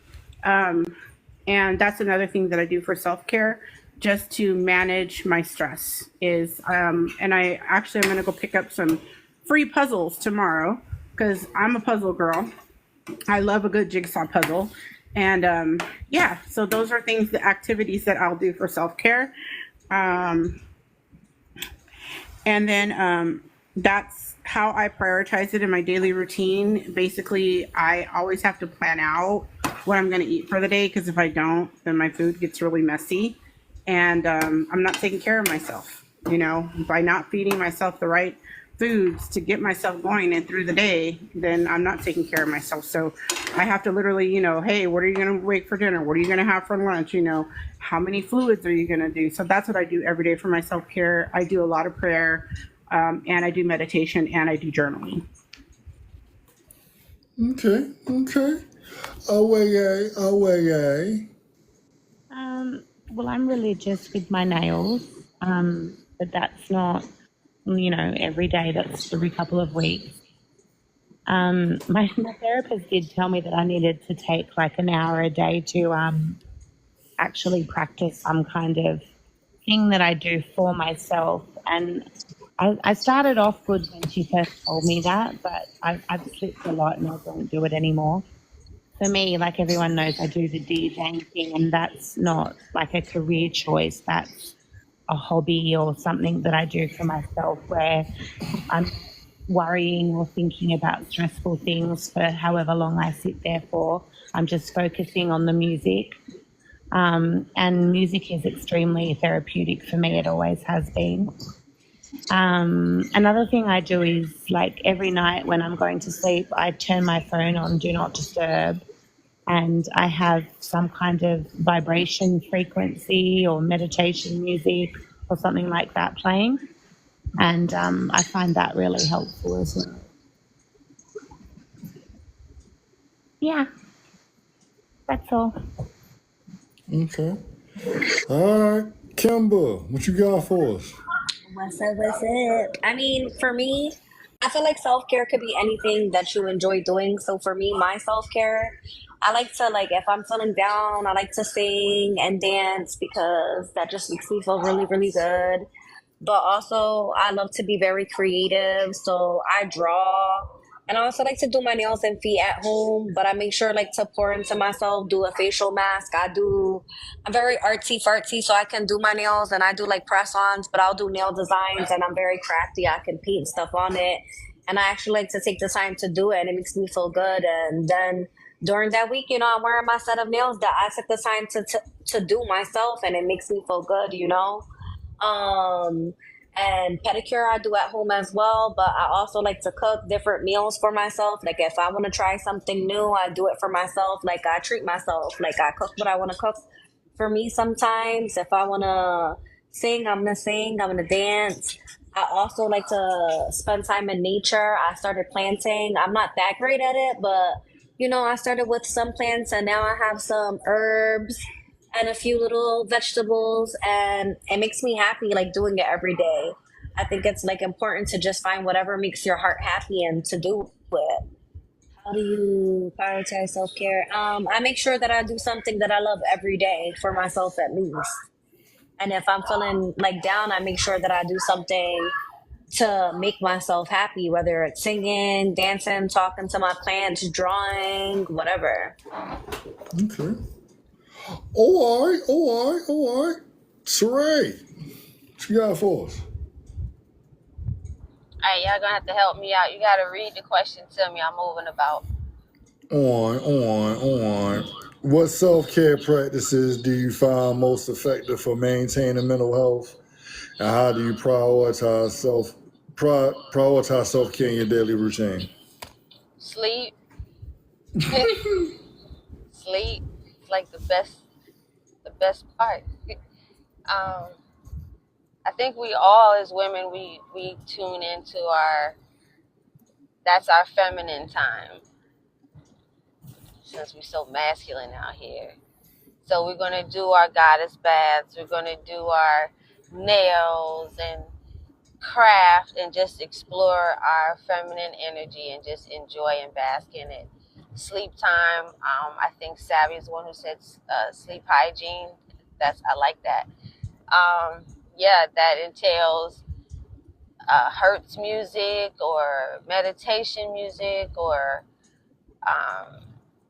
ASMR, which I like it to a certain degree. All that smacking in my ear ain't gonna cut it, but y'all get what I'm saying. Things like that. I love a good bath. People be on a budget. I haven't had me a real true spa day. I used to be a massage therapist. That was my hustle back in my 20s. But to actually get pampered in that way and get the full body experience, and I haven't given myself that luxury yet. But we all do things at home, turn our bathrooms. That's why our bathrooms is our, I think, ladies, is our sanctuary. Like, we always make it look like a spa or something. Candles, all types of shit going on.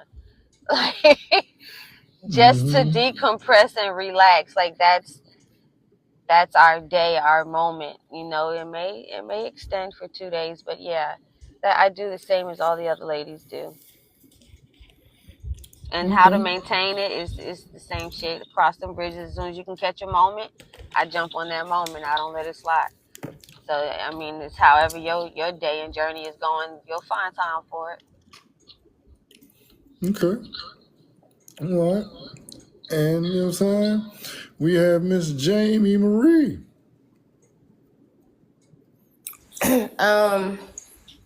So for me, I'm a big advocate for naps. I take naps. That's my self-care. Like, I'm love my kids know. I'm like, Mom, can you come pick me up from a game? I need to know what time the game is, how much longer it got, because they know I'm about to take a nap. So like, you know, I got to get a good old nap in. But one thing that I had to like start doing is because I was going through like some issues with my mood. So I thought it was something wrong with me for like months. And all I needed to do, y'all, I thought I was tripping, was to go to sleep earlier. So it was wild. Like, cause I'm praying, I'm thinking I'm really going through it. Like, I'm having a mental breakdown.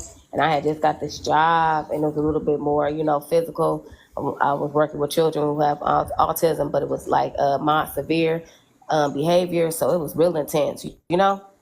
So I'm like, well, maybe it's that. And I couldn't go to sleep. My sleep pattern was off for like 3 months. And so finally what it was is that I had to get off my cell phone. So get off my cell phone around like 8 o'clock. I had to make a schedule. And I had to go to sleep like around 9 o'clock. When I tell you, I woke up at like 6 in the morning, ready to go, no mood swings, no nothing. You know what I'm saying? And I was just like, okay, Lord. So I had to start maintaining that. So my sleep schedule and taking my naps. Plus, when you're 40 years old, like, you just start hitting your 40s, your body will tell you, like, power down. So, you know what I'm saying? You just got to walk in obedience. But that, of course, I got to go to the nail shop and get my toes done. You know what I'm saying? So that I really don't get my nails done, but I just grew my nails out because I was looking like a little boy for a long time. So I grew my little nails out and stuff like that, you know, trying to keep my femininity going. Nails, one of my biggest things, I love candles. And I love going to Bath & Body Works. So I got all the little coupons cracking. So I'm in there, you know, shopping, doing stuff like that, whatever, catching the sales, stocking up on lotions, you know, body sprays. But I love candles. So stuff like that can help me relax. Like, I'm real big on making sure my house is clean. So my kids know that. But I like to, you know, make sure that my household, like, I got this thing because I don't have a fireplace, so, you know, I'm gonna turn the YouTube on and put my little fake fireplace on, you know what I'm saying? So I do that from time to time, you know what I mean? But my kids know, like, oh, she in there chilling. So I just like to be in peaceful environments. So if it's peaceful, that's where I'm at, just maintaining my peace. So that's what I do for my mental health. And how do you prioritize self-care in your daily routine? I just got to do it because I'm one of them people, like, Miss Priss, she said her first name, I forgot. I will literally not do it. Like, I had the money in my hand and be like, oh, I need to go to the nail shop and go right past it. You know what I'm saying? So it's really making a priority. Because if it's like not my work, my job, and my kids and stuff like that, whatever, I just won't do it. You know what I mean? And I'll be making excuses until my kids be like, Mama, come on, lady. Come on. You know? Where they're like, come on, sis. You know, like, come on, player. You know you don't look like that. You know, so...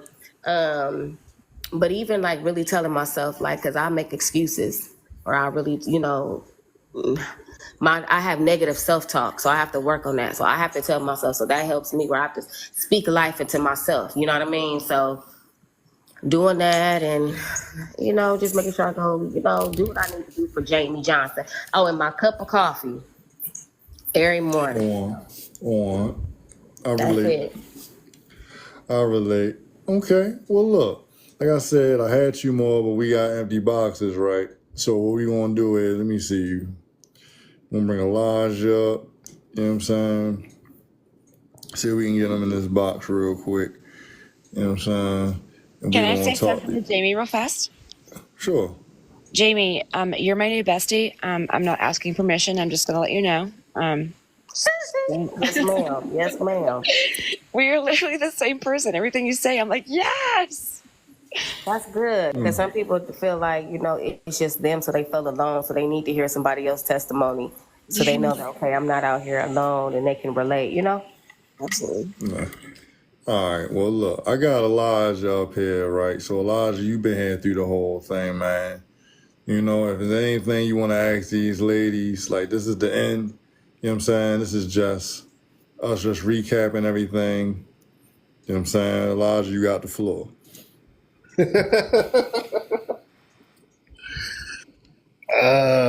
I did come up with a few little questions. I just wanted to go through with y'all.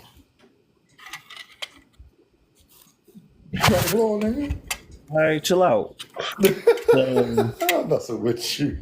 One of my questions I just want to ask: where do you see your strengths at inside you? It can be something like your kids or something like that, but I kind of want to drift away from like other people. Where do you see your strengths at? Anybody mind if I go first? Anybody can answer. This is just. I'll tell you about one of my biggest strengths. My tenacity, my work ethic. I don't know. My dad always taught me to do everything with my whole ass. Like I can't do anything half-assed. I don't know how to. So I work very hard, and I see that as a strength in myself. Having the words that's not in my job description has never came out of my mouth, which is what I owe a lot of my success to. I think also I've always worked above my pay grade, and I've become very successful by doing that, making connections, and just I think that's a big thing these days. A lot of people say, "Oh, that's I don't get paid for that." Well, if you want to, you might need to, but I'm also not an entrepreneur, so I'm definitely a worker, but a good one. I think my ability to adapt. I'm very, very adaptable. I go with the flow. If something like it pops up like last minute, or if changes need to be made drastically, without any notification, I have no problem just adapting to whatever needs to be done. So I'll let somebody else go. Okay. Anybody else? Okay, I'll go. Oh, Sarah, you wanna go? I would say my resilience, my heart, and my faith is what I feel like my strength is, because no matter like what I go through, somehow I get through it, and my heart still stays good. Like I still feel like I have like a good, like heart, like throughout all the ugliness that I face, like in life, I still am able to love, and I feel like that's what it is. I'm gonna let Sabrina go.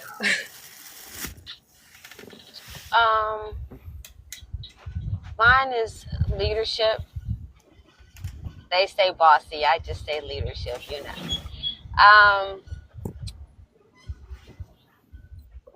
My intuition.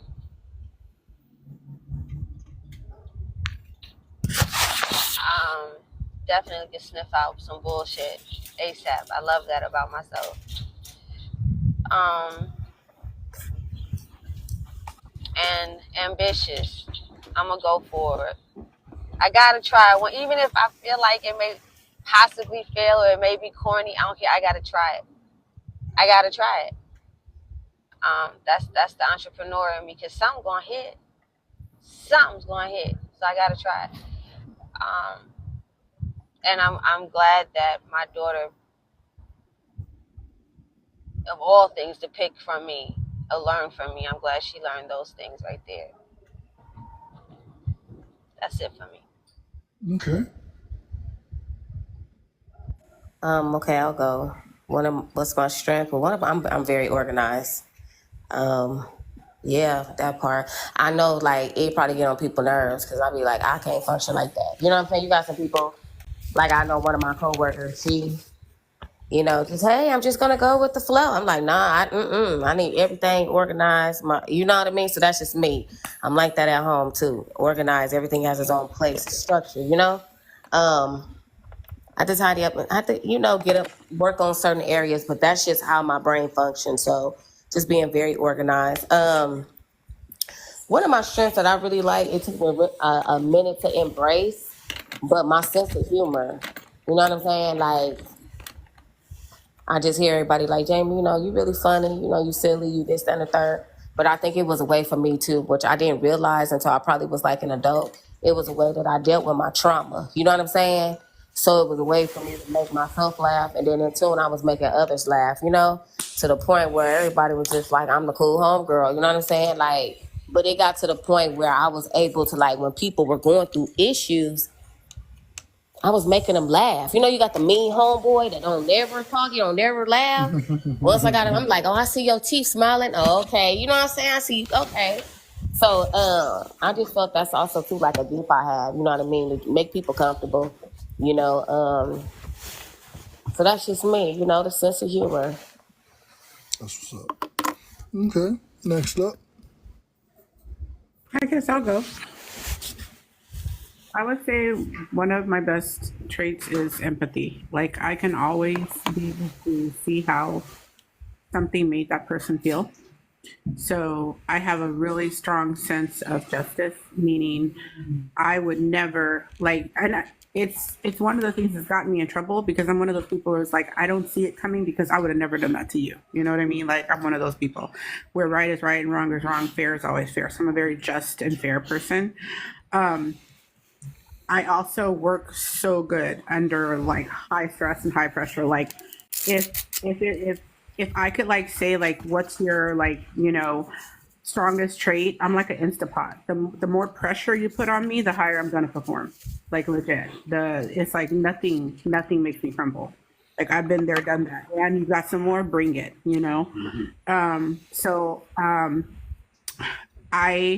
Some people call it stubborn. Some people call it stubborn. I call it determined. I'm a determined woman. And I come from a long line of determined women who we gonna make it hell come high water. We ain't going back. We just moving forward. We pressing on. No matter how tough it gets, like how many times I've been knocked down in life, I've always figured it out and pulled myself back up. So basically my own determination is basically my strong point. That's like my superpower. Okay. Is somebody the wiggy go? For me, I would probably say resilience for a start. My therapist said to me that if I could bottle up my resilience and sell it, I'd be a very rich woman. So I liked that she said that. And I think also faithfulness. I'm faithful to myself, my belief systems, and to the people that I really love, I'm very faithful as well. So, yeah. Okay. Is that everybody? Think it is. Okay. How could you support the younger generation of women? We talked a lot about supporting each other, but how do you feel that you can support the younger generation? If I can go, how to support younger women. I feel like if we could just go back to our roots of the community, because we're the aunties now, we're the new up and coming elders. And instead of leaving it up to the church or organizations, I miss the aunties on the block that will show you how to do certain things that you can, take with you in life. I think every woman on this panel may possibly have another woman that they've encountered when they were young that taught them something that they use to this day, or remember a lesson, or a proverb, something. And if we can start being those type of leaders in our community with these young ladies, then we wouldn't have to rely on the media that's training up our young ladies. Sexy Red, like, I get that we had we had our time when we were young and everything like that, but this shit is just outright, it's too raunchy. It's too, and this is what our teenagers, because somebody keeping this chick relevant. Somebody's keeping this chick relevant. So I feel like us as women, we need to get back out here and get a hold of our young ladies. Okay. Next. I'll go next. I feel like you could, by just like giving back to the community, like there's a lot of like resources where you can actually reach out to the younger generation, like the youth. And if you wanted to, like you could give back and teach, like not that I do it like all the time, but sometimes I do go, like, you know, like that Big Brother Sister program.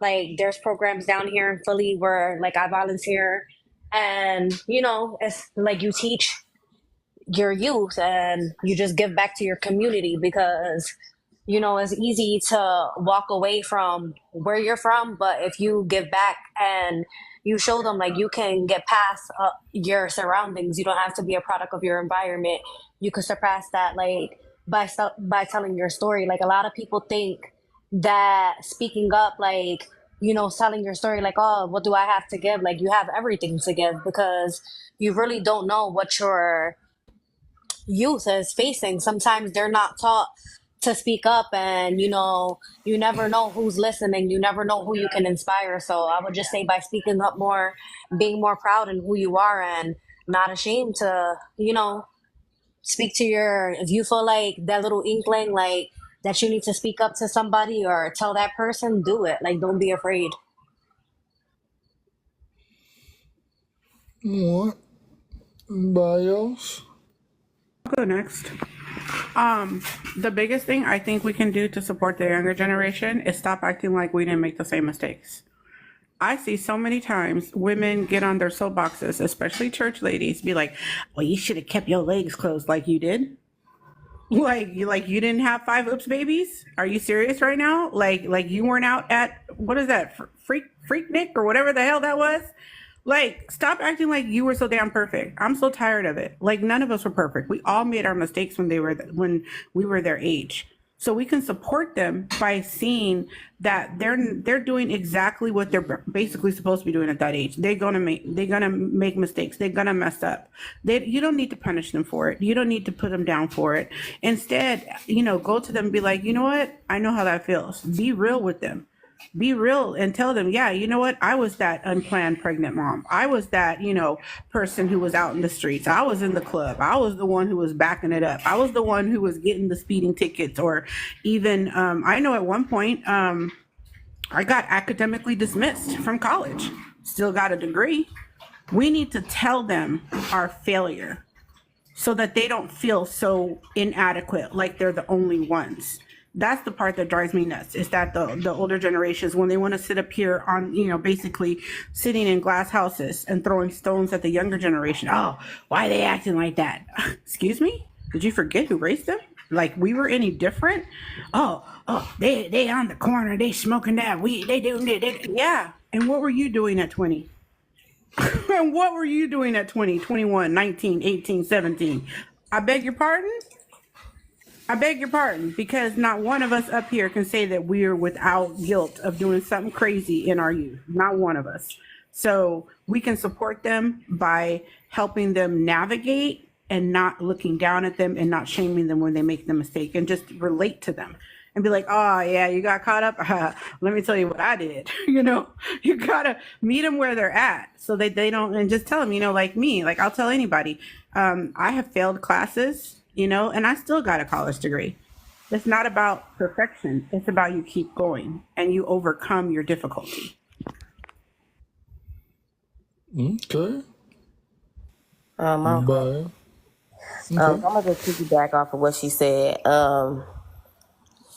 Be transparent with the youth. I mean, you ain't gotta tell them all your business, but like when they make mistakes and stuff like that, at least be like, oh, well, I did the same thing. Because a lot of kids don't know, because like I came from a family where they kept stuff like secretive. You know what I'm saying? Like, and it was sad because it's like, why you didn't tell me that? Like, why am I finding out at the funeral? You know what I mean? Or when it's an argument.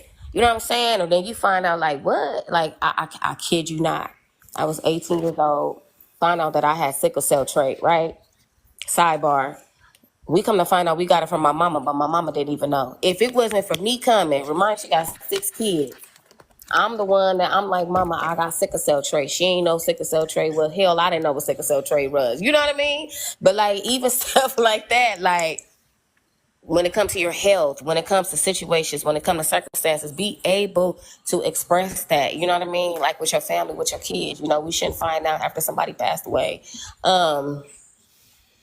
I feel like with my family, like, be more open, like allowing your kids to talk. You know what I mean? Not shutting them down. That's another thing. Because we can be there, but like one of my biggest things my son used to tell me, he was like, Mom, you don't listen.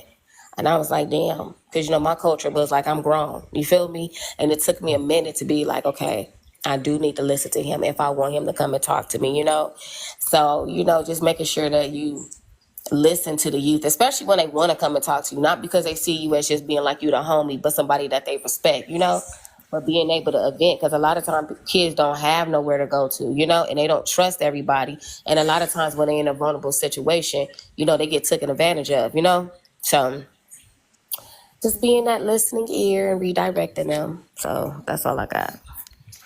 Okay. Yeah. Oh man, everyone is saying obviously great answers. So adding a little bit to it as we go along. I think another thing is trying to not tell them obviously what they need to do, but allowing them to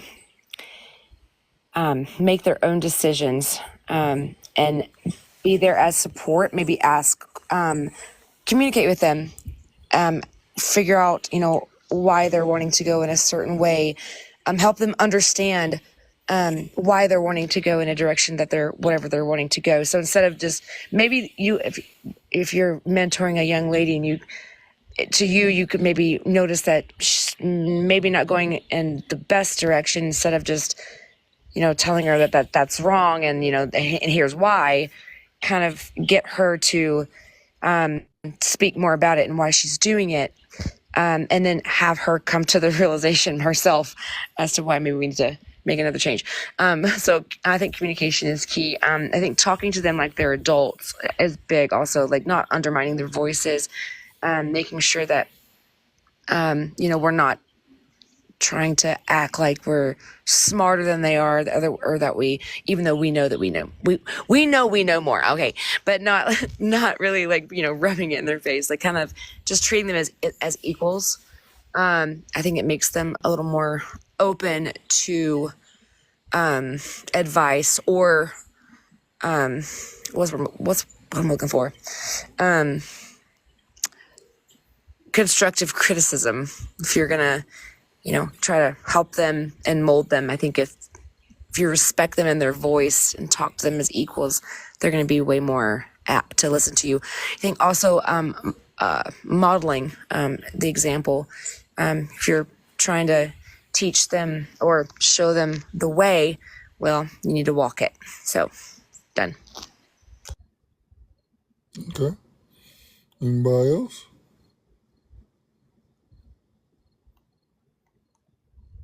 Was that all? Was that it? I guess. Question, Elijah, again, sorry. No, you are good. Oh, the question. What was it? How could you support the younger generation of women, the ones 25 under, however you want to look at the younger generation coming up?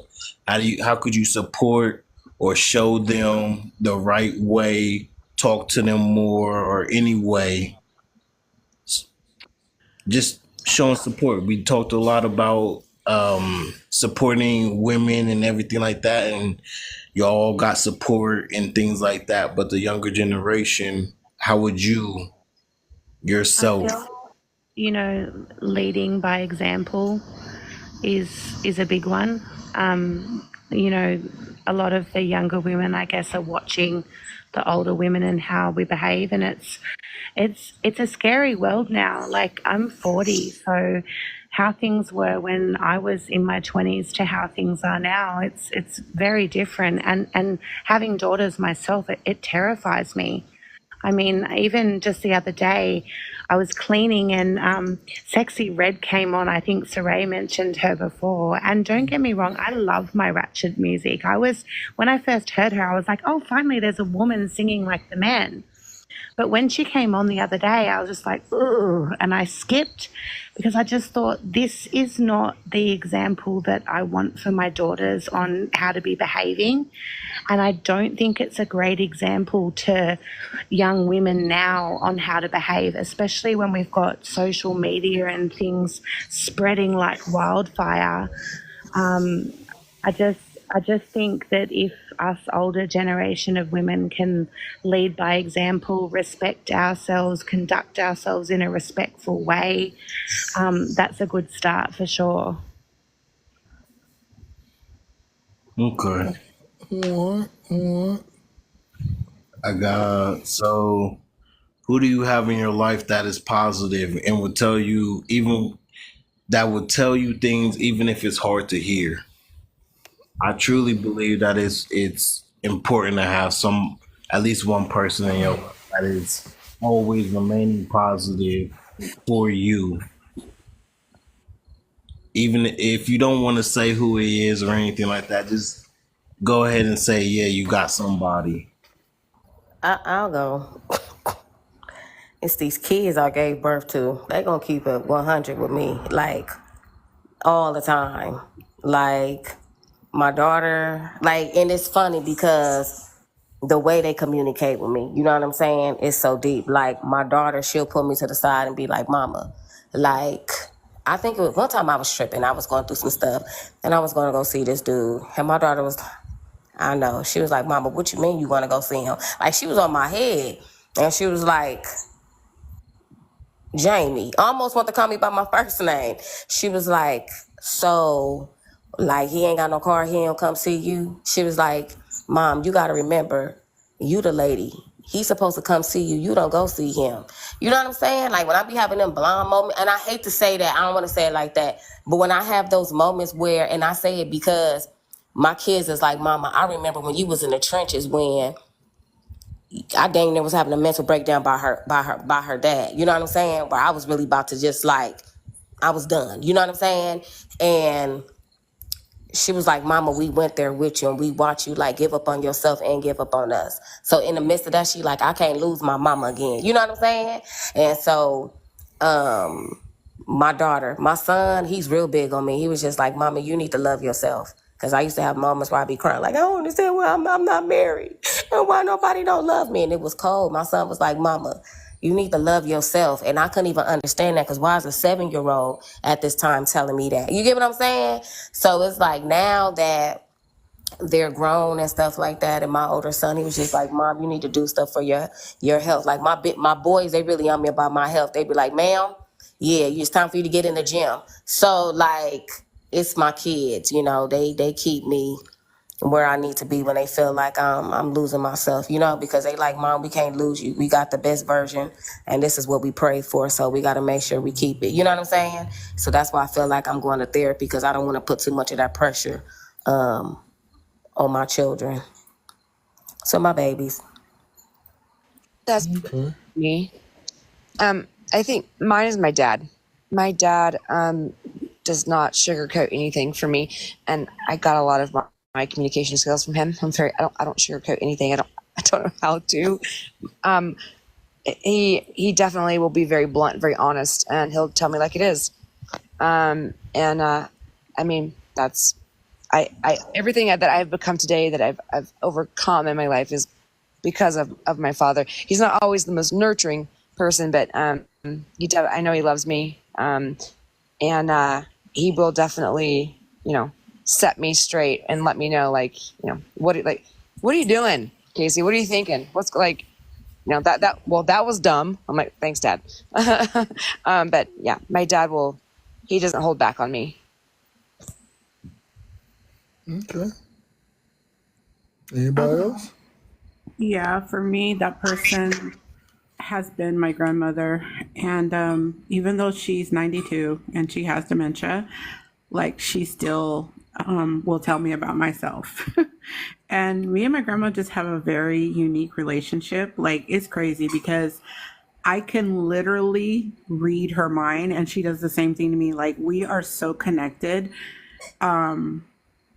It's like you would think my grandmother was my mom, the way we're so connected and the way we think alike. Like she will be about to say something and I'll say it and she'll look at me. She'll be like, you stop it. She's like, you stop taking the words out of my mouth. She's like from Texas. So she has like this little Southern accent.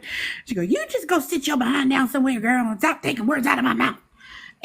But she just holds me accountable, like for everything, like for if I'm not taking care of myself, if I'm stressing over something too much, if my spiritual life is, falling, like, and she won't say it. It's this look, right? Do you have that person in your life that they don't have to say anything? It's the look. They look at you and you're like, yes. And they're like, okay, grandma. Okay. Her. And then I have another best friend. Like I talked about him earlier. We've been friends since like, our 20s. It's been like 25 years of friendship. And, yeah, he will tell me about myself in a minute and I can't stand him for it. Like, oh my gosh, he will just hold my hand over the fire and I'll be like, I hate you, but I love you, but I hate you right now. He'd be like, I'm right. You might hate me for it, but I'm right. I'm like, shut up. But dang, I'm like, dang it. But I love the accountability because that's what fosters the good friendship, Yeah, so I mean, my grandmother and him, and then yes, definitely my son, because he is in my face every day. He'd be like, "Mama," and I'd be like, "What?" He'd be like, "Mama, I'm like, "You know what? If you don't leave me alone, little boy," he's like, "All right, Mom, go ahead." I'm like, "Shut up!" But I do have good people in my life to make me rein it in. I'm done. Okay. I've got a few Bio. of those sort of people. I've got my aunt who I've been really close with my whole life. She's like a second mum to me. And I can talk to her about absolutely anything without judgment, which is great. And she'll tell me if she thinks something I'm saying is not right or I'm not doing something right, but she'll say it in a nice way. I don't always take it well. But yeah, and then there's Morena. Morena and I are polar opposites. We couldn't be any more opposite. But she will very savagely tell me what she thinks. Like she'll tell me to shut the fuck up. If I'm saying something negative about myself or something she doesn't agree with, she will just shut the fuck up at me. And I laugh when she says that because I know she's right. And she was what I always really needed in my life and didn't have until I met her a couple of years ago. And then there's my daughter who she's only 8, but she will straight up, she says, "Mum, I need a boyfriend. Hurry up." Like, she just, yeah, my daughter's amazing support system as well. Okay. Anybody else? Because this is going to be the last joint. We going on 4 hours. So this, what I'm saying? Once we finish this question, we going to wrap it up. I'm saying? That's going to be it. So I'm going to let everybody finish this last question. How you feel? Mine would have to be my sister because, like, she's just like an amazing person. Like, she's like one of those people, like, when you're in her presence, she just like makes you laugh, she makes you feel good. But she's also just like a person who has endured a lot, like, and it's like if you didn't know her, you wouldn't like think that she's been through all the things that she's been through. And her story is not my story to tell, but it's like being in her life and knowing everything that she's endured in her life and like her still being able to be like a beautiful, caring person, to like give back and just like care about other people. She just like brings me just so much joy. She's just like a good person, all in all. She makes me feel happy. Okay. Is that everybody? I I'm think guessing. so. All Yeah, right. I'm about to say, yo, 4 hours has been a All right. minute. It is what it is. Look at Marcus. It is what it is. Yo, it's yo, This dog. I've last been one. yo, dog. Just sleep on it, okay? It's just to sleep on it, Marcus. Why you do this to me? Just to What? sleep on it.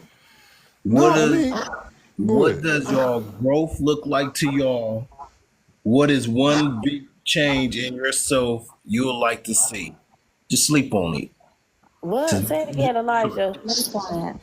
Matter of fact, yo, this is what you do, No, yo. no, no. No. Check it out. No. Because you saying, see, I'm saying, make a video on it and tag them, and then we can do another joint where we can talk about it.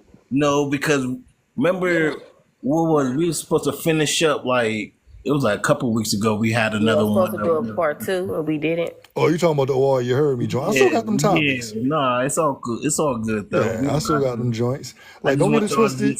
just sleep on that last question. That's all. What was the question, Elijah? Can you rephrase it again? I'm sorry, sweetheart. No, you all good. It's what does your growth look like to you, and what is one big change in yourself you would like to see? That's good. That's a good one. Mama ponder on that one. Yeah, about to say, because we didn't, like I said, we didn't did 4 hours. I appreciate all y'all for doing this with me. You know what I'm saying? Like I say, this was y'all show. I just was chilling. You know what I'm saying? That teleport dude guy and got me a little, you know what I'm talking about? On. We know. You know You what look I'm saying? sleepy. No, I mean, the crazy part is I ain't sleeping. That shit just got me all right. I see you over there leaning. He done gone from That sitting should be straight having you up, heavy. leaning. That should be What having did you he like, oh drink, if you shit. don't mind me asking? Yo, Tell me that shit was all right. But yeah, like, Yeah, look, he I looked appreciate. relaxed. I'm He's trying to drinking tell you. teleport. Yeah, I got a call to make. So, you know what I'm saying? Period. He said he got a call to be. You know what I'm saying? So, You I got a call to appreciate make? y'all. First video for this going up Monday, 12 noon. I You know what I'm was. saying? You guys were all great. I thank you guys so much for everyone being so open and accepting, and it was great. Thanks, guys. I'm gonna hop off. Thanks, Marcus, for allowing us to have this space. It was really awesome. So thank you.